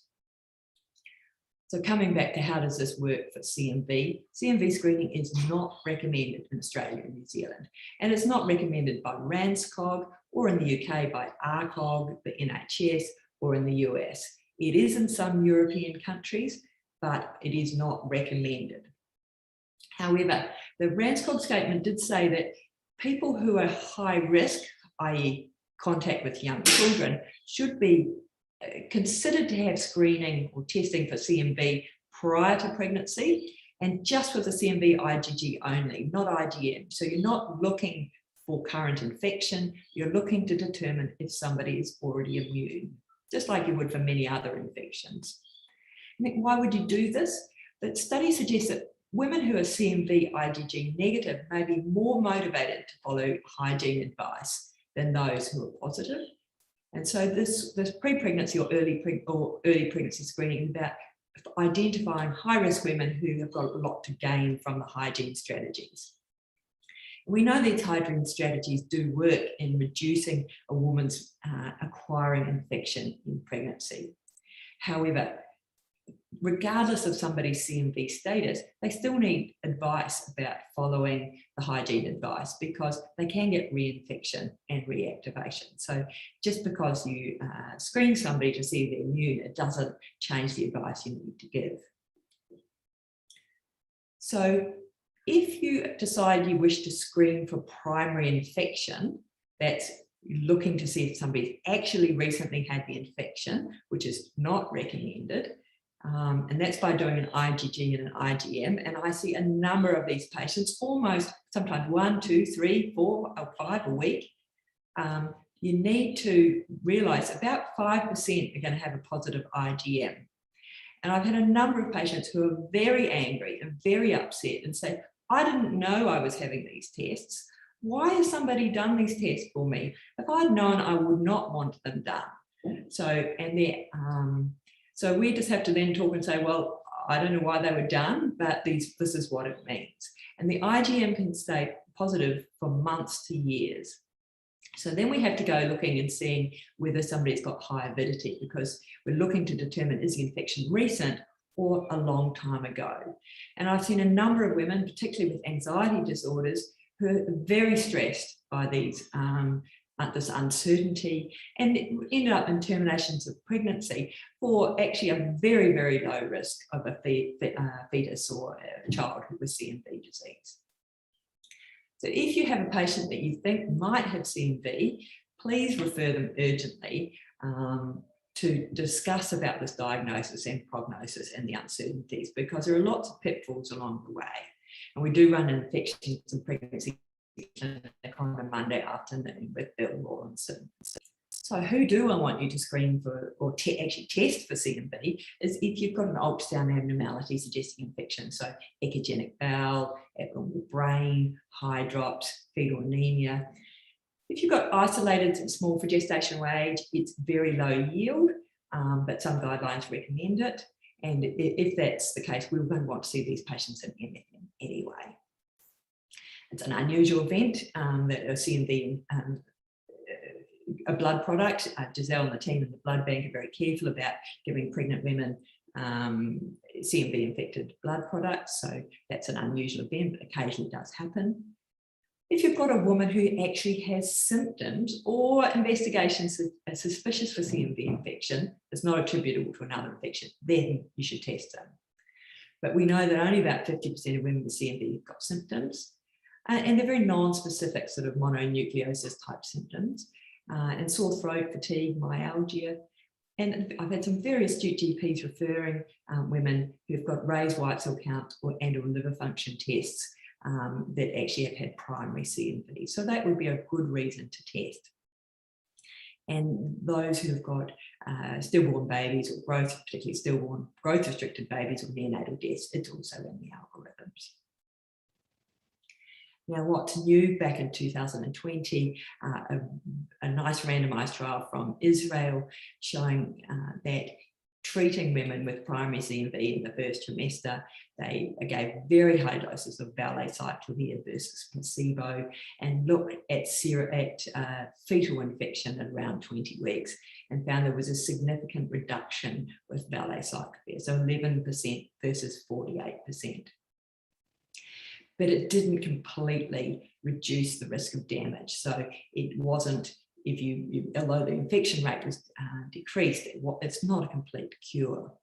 And there's just been another study published this week, a French retrospective case control study showing that similar benefits, but one of their patients got renal failure from the valacyclovir. So it is something that you need to do very carefully and risk benefit. So it's for those who've got first trimester primary CMV infection. And hence, if a woman is diagnosed with primary infection, I really want to see them, and I want to see them soon, because the benefit is in the first 6 weeks. So there's been a lot of discussion in the obstetric literature. So now there's treatment with valacyclovir and a number of studies with hyperimmunoglobulin. Should we just start screening? And we've just had an article accepted in the American Journal about exactly this topic. And our recommendation at this stage is no. And that's because of the potential for harm, terminations of healthy pregnancies, this high rate of false positives, and the significant workload. We actually don't know what women think. Is it acceptable to them? How expensive is it? Is this an ideal use of resources? And there's also not quite a defined pathway. When should we test? Should we test once? Should we test twice? And there's actually a randomized trial that's about to commence in Melbourne by Lisa Hoy and her team. And I think if you're planning to do this, the importance of informed consent for screening is very important. This is one of the proposed algorithms where doing it twice, early pregnancy, and then at 13 to 14 weeks, and then the follow-up. But at this stage, I think this is all should be done in a research context. So the current referral, I've had one this week, a 34-year-old woman, IVF pregnancy, 2-year-old daughter, dense childcare, and had raised liver function tests, although many times patients don't even know they've been tested. IgG positive and IgM positive. And usually, why has no one told me about CMV before? I don't know about it. And we've been doing some education in the IVF community to say that they really should be talking to their women before pregnancy about CMV and how to prevent it. So the possibilities are she's got primary infection in pregnancy and that 1 in 10 fetal risk, that she's got reactivation or reinfection, or she's actually got infection remote from pregnancy, in which case that the fetal risk is very low. And what test to do, we'd recommend doing an IgG avidity. Sometimes we can do a CMV PCR in blood if there's active virus there that suggests she's got a recent infection, but the converse is not true. And if we can get any previous serology, it can be very helpful because if you see that somebody has seroconverted, then it makes you think, well, actually, this is the real deal of primary infection, which is what we're most worried about. And so sometimes we have to go and trawl through labs, or if an IVF specialist has done an IgG, then that's very helpful. And we know that there is a NATA requirement that booking bloods are stored for 12 months. And most of the lab, when you ring them up, they'll say, oh no, we don't keep the blood. And then you talk to the department that stores blood, they say, oh yeah, we do have blood. Every now and then they didn't store quite enough, but it sometimes takes several phone calls to find the right person in the lab. But we want to run the bloods in parallel. So we would try and get the blood sent over to the hospital lab and run them at the same time to see if there's a change in the IgG and IgM and the avidity. So this is from the RANSCOG guideline if you need some assistance of what the results mean. So if you've got somebody who's IgG and IgM negative, then she has not got an infection, but she's susceptible. So you need to educate about transmission. If you've got somebody who's IgM positive, this could be an early infection, but I've seen a number of these where actually they're false positive results and you can get cross reaction with EBV. So we would recommend repeating it in 2 weeks. If she's asymptomatic, maybe you might repeat it once more, but after that, you can just stop. I saw a patient last week who'd had 5 sets of serology done that just kept being tested. It was possibly just a bit much. If got low avidity and IgM and IgG positive, these are the ones we're most worried about. I like to see them because they've got most likely primary infection. Sometimes you can get intermediate avidity. Some people, their avidity never goes up. And you just need to know what your reference range is because there are different numbers. So you can't necessarily translate one lab to another. And those who've got high avidity and positive IgG and IgM, they've had past infection, but we still want to talk about what the risk of reinfection and reactivation is. And then down here, the IgG positive, IgM positive says somebody who's had infection in the past and no evidence of recent infection. So to make a diagnosis of primary CMV infection, they've got to be IgG positive and IgM positive, plus seroconversion from IgG negative to positive, or low avidity, and or PCR positive in the saliva or urine. Sometimes, we don't have any serology to compare with, and we just have to rely on the avidity.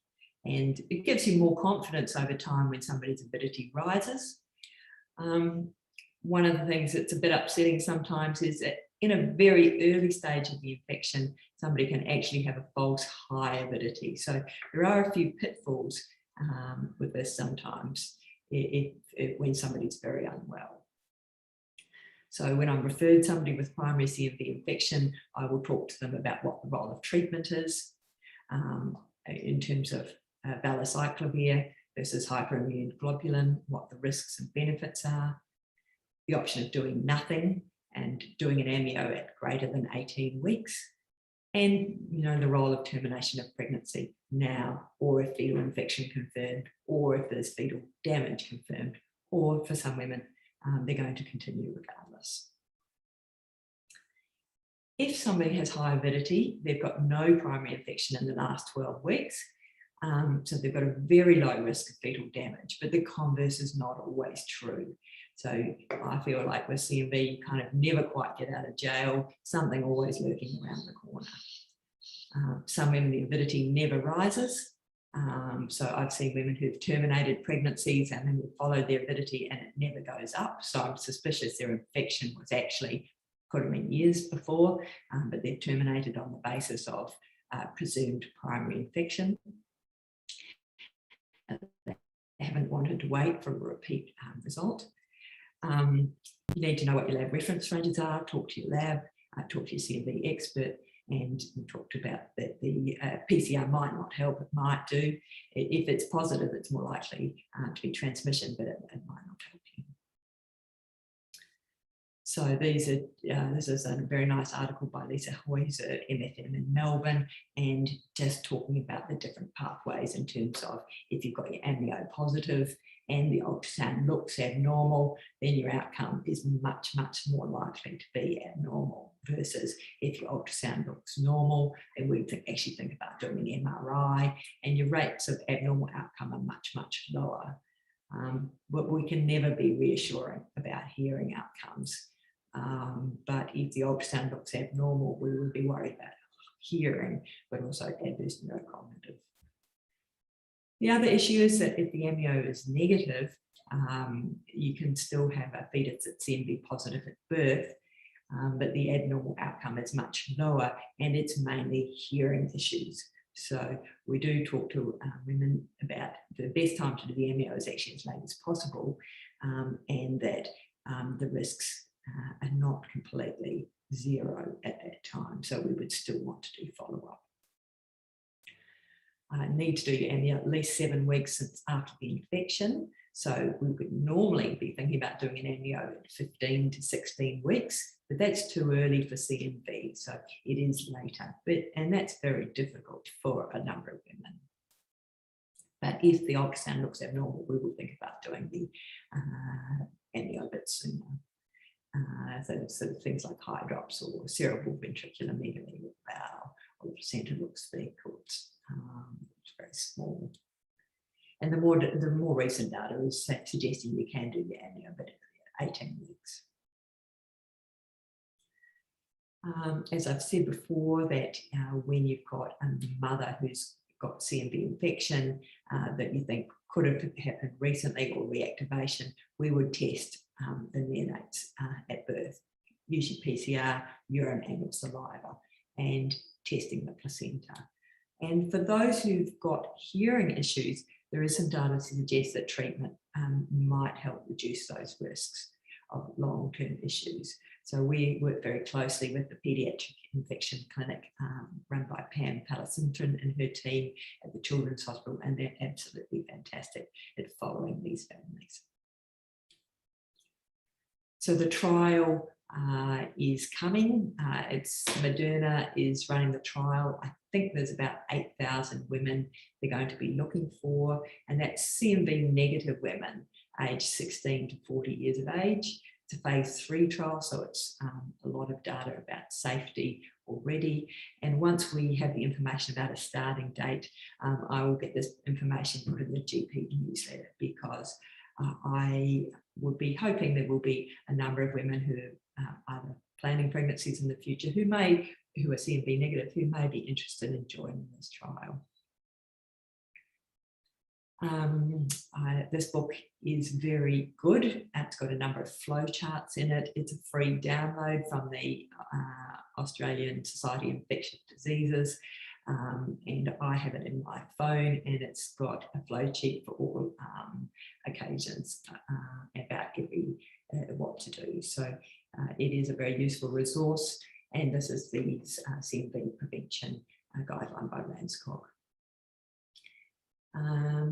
These are the guidelines from written in the Lancet, and also the same in Ranscock.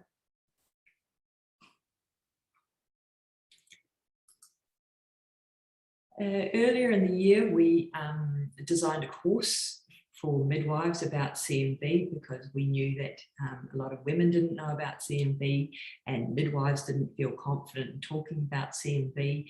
So we designed an e-learning course, and we have just had accepted for publication our study about the course, and midwives found it very educational. They felt they learned a lot, and they would recommend it to their colleagues. So we've had about 600 midwives, who've done the course that we evaluated, but then also another few hundred after that time. So we were talking to the midwives the other day about the course further.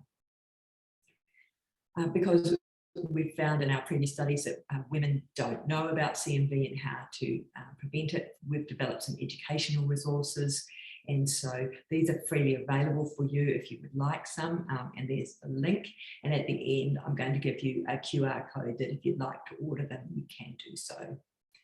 And we've also developed some patient information leaflets, and these have now been translated into a number of different languages, and you can order those as well.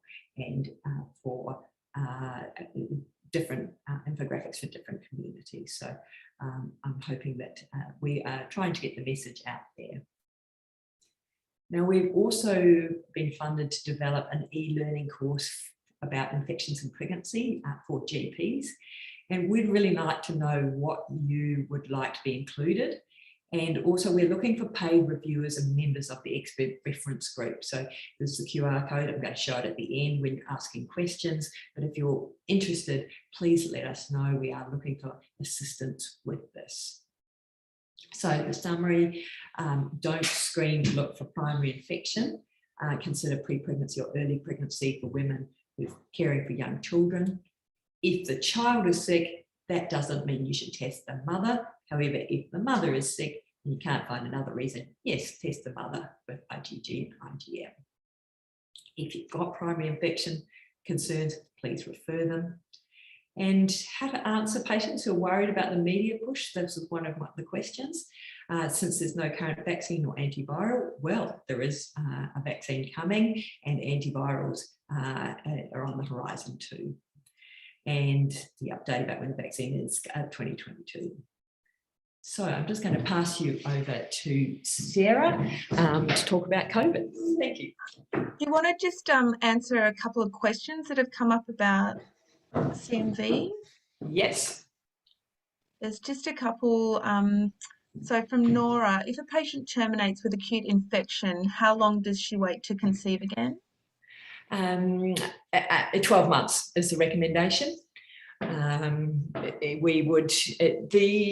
risk of fetal infection decreases over time. It's probably goes somewhere up between 6 months and 5 years. We've taken a pragmatic approach and would usually say 12 months. Obviously, that's a bit difficult for women who are in their late, early 40s, and we would, talk about 6 to 12 months. Thank you. When an ethics committee is involved, it can't do anemia. Ethics committees are never involved in decisions for termination of pregnancy since we have abortion law reform in 2019. Under 22 weeks, it's a decision between a woman and her doctor. After 22 weeks, it's a decision that that doctor needs to consult with another doctor and possibly other members of the healthcare team. So ethics committees are not involved. Can doctors access that e-learning course? Yes, they can. It's available on the College of Midwives website. I think it's not blocked at the moment, so you could just access go into the ACM, and we're trying to design a course for doctors. How about doing PCR and urine and saliva on a symptomatic patient rather than serology? I think you need to do all, because if the PCR is negative, it doesn't exclude she doesn't have primary infection. So I think do the urine saliva. Well, I'd rather you did serology and compare. And if you want to do PCR as well, that's good. But the PCR could be negative and she could still have primary infection. Thank you. Looking forward to some more questions. Thanks, Dr. Shan. My name is Dr. Sarah Lyons. I'm the Maternal Fetal Medicine Fellow at the Royal Hospital for Women and was part of the COVID-19 team. And we're talking to you today about COVID-19 in pregnancy.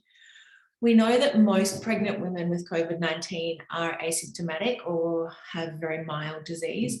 Although a small number of women, up to 10%, have severe disease, there are higher rates of severe disease in pregnant women compared to a matched non-pregnant population. We know that having COVID-19 in pregnancy increases the risk of intensive care admission, respiratory failure that requires ventilation, ECMO, and the rates of death in hospital are 15 times higher for women with COVID-19 than the background population in a study from the USA. We know there are also low rates of vertical transmission. There are a number of risk factors for women during pregnancy that predispose them to having severe COVID-19. These include being older than 30 years, a non-white ethnicity, having a BMI of greater than 30, having pre-gestational diabetes or chronic hypertension. There are also a number of risk factors during pregnancy, so diseases such as preeclampsia, gestational hypertension, and gestational diabetes. And we know that some of the risk factors that are listed in the top half of the screen for COVID-19 are also risk factors for developing preeclampsia, gestational hypertension, or gestational diabetes. So there can certainly be a crossover of this. For women that have severe COVID-19 during pregnancy, they have higher rates of cesarean section, up to 2 times higher, both in pre-labor or in labor. Stillbirth is a rare outcome, but definitely higher rates are seen in women with COVID-19. The rates of small for gestational age babies are increased compared to the non-COVID population, and women with severe COVID-19 need growth surveillance with ultrasounds after they have been de-isolated and treated for COVID. The preterm birth rate is up to 3 times higher in women with severe disease. Some of this is iatrogenic due to delivery for maternal illness. There's also high rates of spontaneous preterm birth. The rates of preeclampsia are higher in women with severe COVID-19. And importantly, there are no association with congenital anomalies. So what are the features of sepsis or severe disease that warrant transfer or inpatient review? So they include an objective evidence of new or altered mental state, a systolic blood pressure of less than or equal to 90, a respiratory rate of equal to or more than 25 breaths per minute, oliguria, so not passing urine within the last 18 hours, tachycardia of more than or equal to 130 beats per minute, a requirement for any oxygen supplementation to maintain oxygen saturations of more than 92%, and other features including a non-blanching rash, mottled, ashen, or cyanotic skin. So how do we manage severe COVID-19 in pregnancy? The patients require inpatient care and have been managed in conjunction with the respiratory infectious disease team at Prince of Wales, and also utilisation of the COVID intensive care unit at Prince of Wales. We aim to maintain saturations of between 94 and 98% and use a number of ways to achieve this, including nasal cannulae, non-rebreather masks, and non-invasive ventilation strategies such as high flow nasal prongs, CPAP or BiPAP. Some women may require intubation or ECMO if their disease is severe. Prone positioning is strongly encouraged, particularly for pregnant women, and a number of our patients were proning for 16, 18, 20 hours a day with good effect. Possible medications that we consider include steroids, usually prednisone, but we may consider a 2-day course of dexamethasone for fetal lung maturation if they are less than 34 weeks gestation. Monoclonal antibodies such as sotrovimab can be utilised in early disease for patients with risk factors for developing severe illness, or tocilizumab, which can be used to assist in severe disease, particularly in the second week of illness when the immune response is primarily responsible for symptoms. Remdesivir is an antiviral that can be used as well. Thromboprophylaxis is also extremely important for women. COVID-19 is another risk factor on the background of pregnancy, which we know is that women are at increased risk of VTE. We recommend Clexane during their hospital stay, and that continues for at least 14 days post-discharge. For outpatient management, Citruvimab can be considered for use and has been licensed for use in the 2nd and 3rd trimesters for women who have symptoms of less than 5 days without oxygen requirement, with other risk factors for developing severe disease such as pre-gestational diabetes, obesity, a history of cardiac disease, COPD, or moderate to severe asthma. Indications for treatment will be based on the risk of severe disease and their vaccination status, so particularly unvaccinated or partially vaccinated women. And the decision to treat these women should be based on consultation with infectious diseases, respiratory, obstetric medicine, or maternal fetal medicine specialists. It's also important to know that women who have received tocilizumab or Citruvimab after 20 weeks gestation, their neonates should avoid live vaccination with things like rotavirus or BCG for their neonates for the first 6 months of life.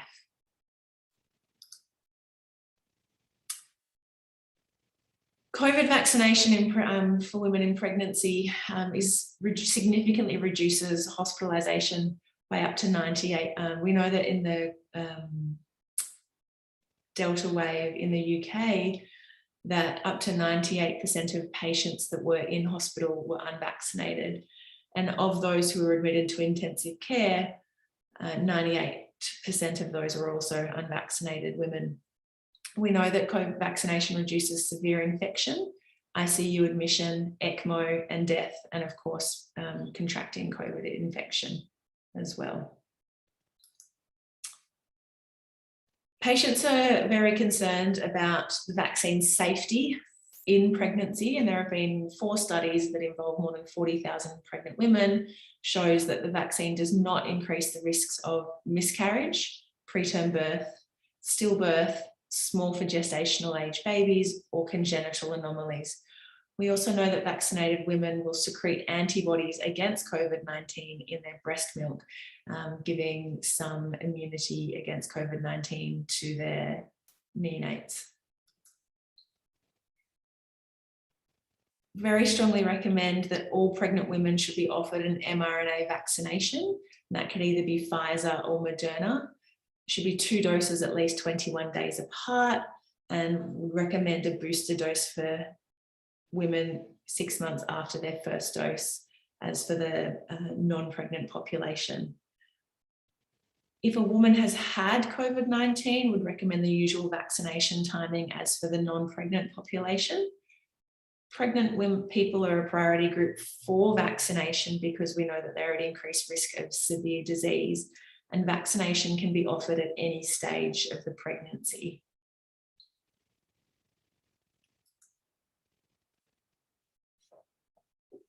Interestingly and somewhat alarmingly, as of just a few days ago, the data from New South Wales birth data tells us that only 20% of women who have had their babies recently are fully vaccinated against COVID-19.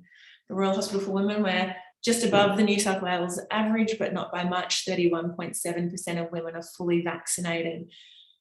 And so we really need you as the GPs on the ground to help us improve these vaccination rates. There seems to be a lot of vaccine hesitancy for COVID vaccination that we haven't seen with other diseases. Women seem to, my experience is that women are very motivated for vaccination against whooping cough, against influenza during pregnancy.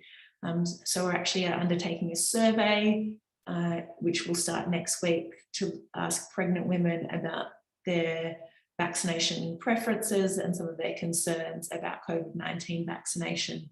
We also have a vaccination clinic, that's a walk-in clinic at the hospital, which is available for patients when they come to their appointments. And I think it's really important that as healthcare providers, we give patients a consistent approach recommending vaccination. Today in clinic when we see patients, and address their hesitancy concerns one by one, but together hopefully we can improve vaccination rates in pregnancy and reduce the rates of severe COVID-19. Thank you. The QR code is the QR code on the screen that Dr. Shand mentioned earlier about information for CMV. You can see there are some questions.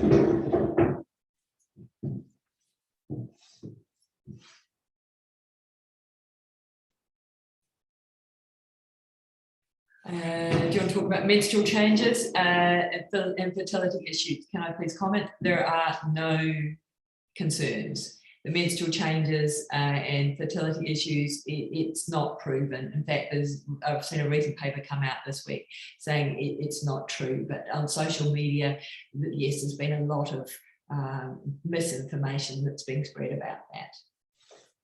And there's been some small studies with fertility issues that have not shown any changes for women. The booster vaccine, pregnant women should be boosted as for anyone else. I've just had my booster vaccine. For those people who are having boosters, pregnancy shouldn't change what you're doing. Boosters as per Antonia? Yep. There seems to be a confusion from this morning about the first 2 doses and then the 3rd dose is the booster. And the pregnant women should just follow the standard protocol, is that right? Yes. Yeah. No, pregnancy doesn't change anything. Correct. So the first 2 doses as per the usual, then not regarding pregnancy as immunosuppression, but just the routine 6-month 3rd dose. Yes, that's correct. That's what the ATAGI guidance is. Good, thank you. Yes, where the pregnancy vaccination data comes from, we will share the PowerPoint, and Sarah's got all those references there, so that you can show that. And the ATAGI has got a really nice decision aid for patients that's freely available, that they can with the QR code, or it's a 9-page document. And so we're encouraging patients to read that and look at that information. The booster, as per the normal guidelines, which is 6 months after the after the second dose. Would it be beneficial for her to breastfeed her older kids after COVID vaccination in terms of protection? There is some data that suggests that yes, you do get some protection from breast milk. How much protection it is, I don't really know, but I guess breastfeeding is good in general. So if she feels that she wants to breastfeed, it sounds very reasonable.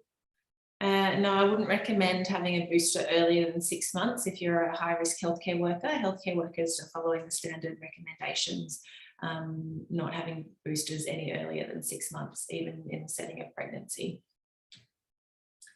How many patients have we had? We've had a number of outpatients, and we've probably had about 15 inpatients. Interestingly, of the inpatients we've had, almost 50% of them have spent time in intensive care. So definitely a higher rate of intensive care admission compared to the background population. And we've had 2 stillbirths that we know of, and there have been others elsewhere, the number of preterm births. So we have seen adverse events. And I guess a lot of our COVID patients we've actually been picking up from the health hotels, so coming from other places. And with all the adverse risk factors in the community, non-speaking English, large households, increased BMI, older age, drug use, poor antenatal care, so a number of other issues that have been quite difficult to deal with. But yes, we've had quite a few who've been ventilated and probing for long periods of time, and it's a miserable disease in hospital in pregnancy. So in Australia, I think the current recommendation for it's Pfizer or Moderna. That's what the ATAGI guidance is. It's in either of the mRNA vaccinations. So in terms of the vaccination of COVID, so I went to another webinar run by the RACGP, and the GPs online told me that it is as soon as possible, but up to 6 months. So it's standard guidance about vaccination post-COVID. My patient lost a donor embryo associated with COVID infection. Can you know if her data is no? We haven't got. No, we are part of the registry study, including that there's a big national registry about COVID in pregnancy, and we are patients who are admitted, but I'm not sure what the gestation cutoff is for the study. I don't think we've been collecting data on miscarriages in our data collection. Private obstetricians are advising women not to get vaccinated in the first trimester. Well, again, this webinar I went to a few weeks ago, so out at Westmead, they've had a lot more infection, obviously, than we have in the East. And Greg Jenkins made the very important point. He said they've had a lot of patients in hospital with vomiting with COVID. And so that if you think about hyperemesis plus COVID, he said it's really caused quite a few admissions. So he really thinks first trimester is an excellent time to get vaccinated because you might get some benefit in terms of diarrhea, vomiting and other issues. So yeah, we disagree with the private obstetricians. Steve can answer for the private obstetricians. With respect to what? In general or everything? We recommend the vaccine all the time. I think there's an understandable hesitancy for people in the first trimester, even though nothing supports it.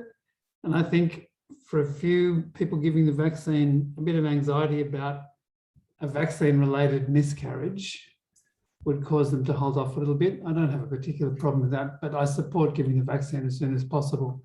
I'm a bit concerned about the reports of suspending the Moderna vaccine in people under the age of 30. I don't know if that's been turned around yet or not. Yes, I don't know. We get the information from the websites like everyone else. So we don't have any directions yet about the Moderna vaccine in people under 30 in Australia. No. And I have to say, I was when we first got the data about our vaccination rates at the hospital, I didn't believe it. No. I didn't believe it, but now I have absolute confidence from talking to the midwives about how the data is being collected, and I am appalled and I am so worried. And I just think we could do so much better. And I think all of us need to do better because it is a miserable disease, and seeing stillbirths, preterm births, cesarean section, plus, the long COVID, vaccination is the answer for everything. And pregnancy, women should just be given confidence that the vaccination is really important. We've audited our private patients. Our double dose vaccination rate is about 70% and our single dose vaccination rate is above 80%. So I don't know why there's such a big difference, whether it's us pushing it or the patient population or not, but it's pretty disturbing.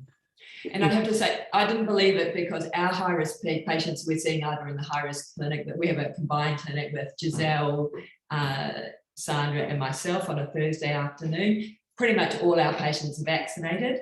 And we also run our infections and pregnancy clinic on a Monday afternoon that's run alongside the preterm birth clinic. Pretty much all those patients are vaccinated too. So the high-risk patients seem to be, so that's why I didn't believe the data, but now I do believe the data, but I think it's all risk women, and I don't know what models of care they're in, and that's why we're starting the study this week, because we want to know what women think and what we can do to tailor our advice. Could I maybe, Maureen and could you comment on that? What's your experience? I mean, you're right there. Why aren't they getting vaccinated?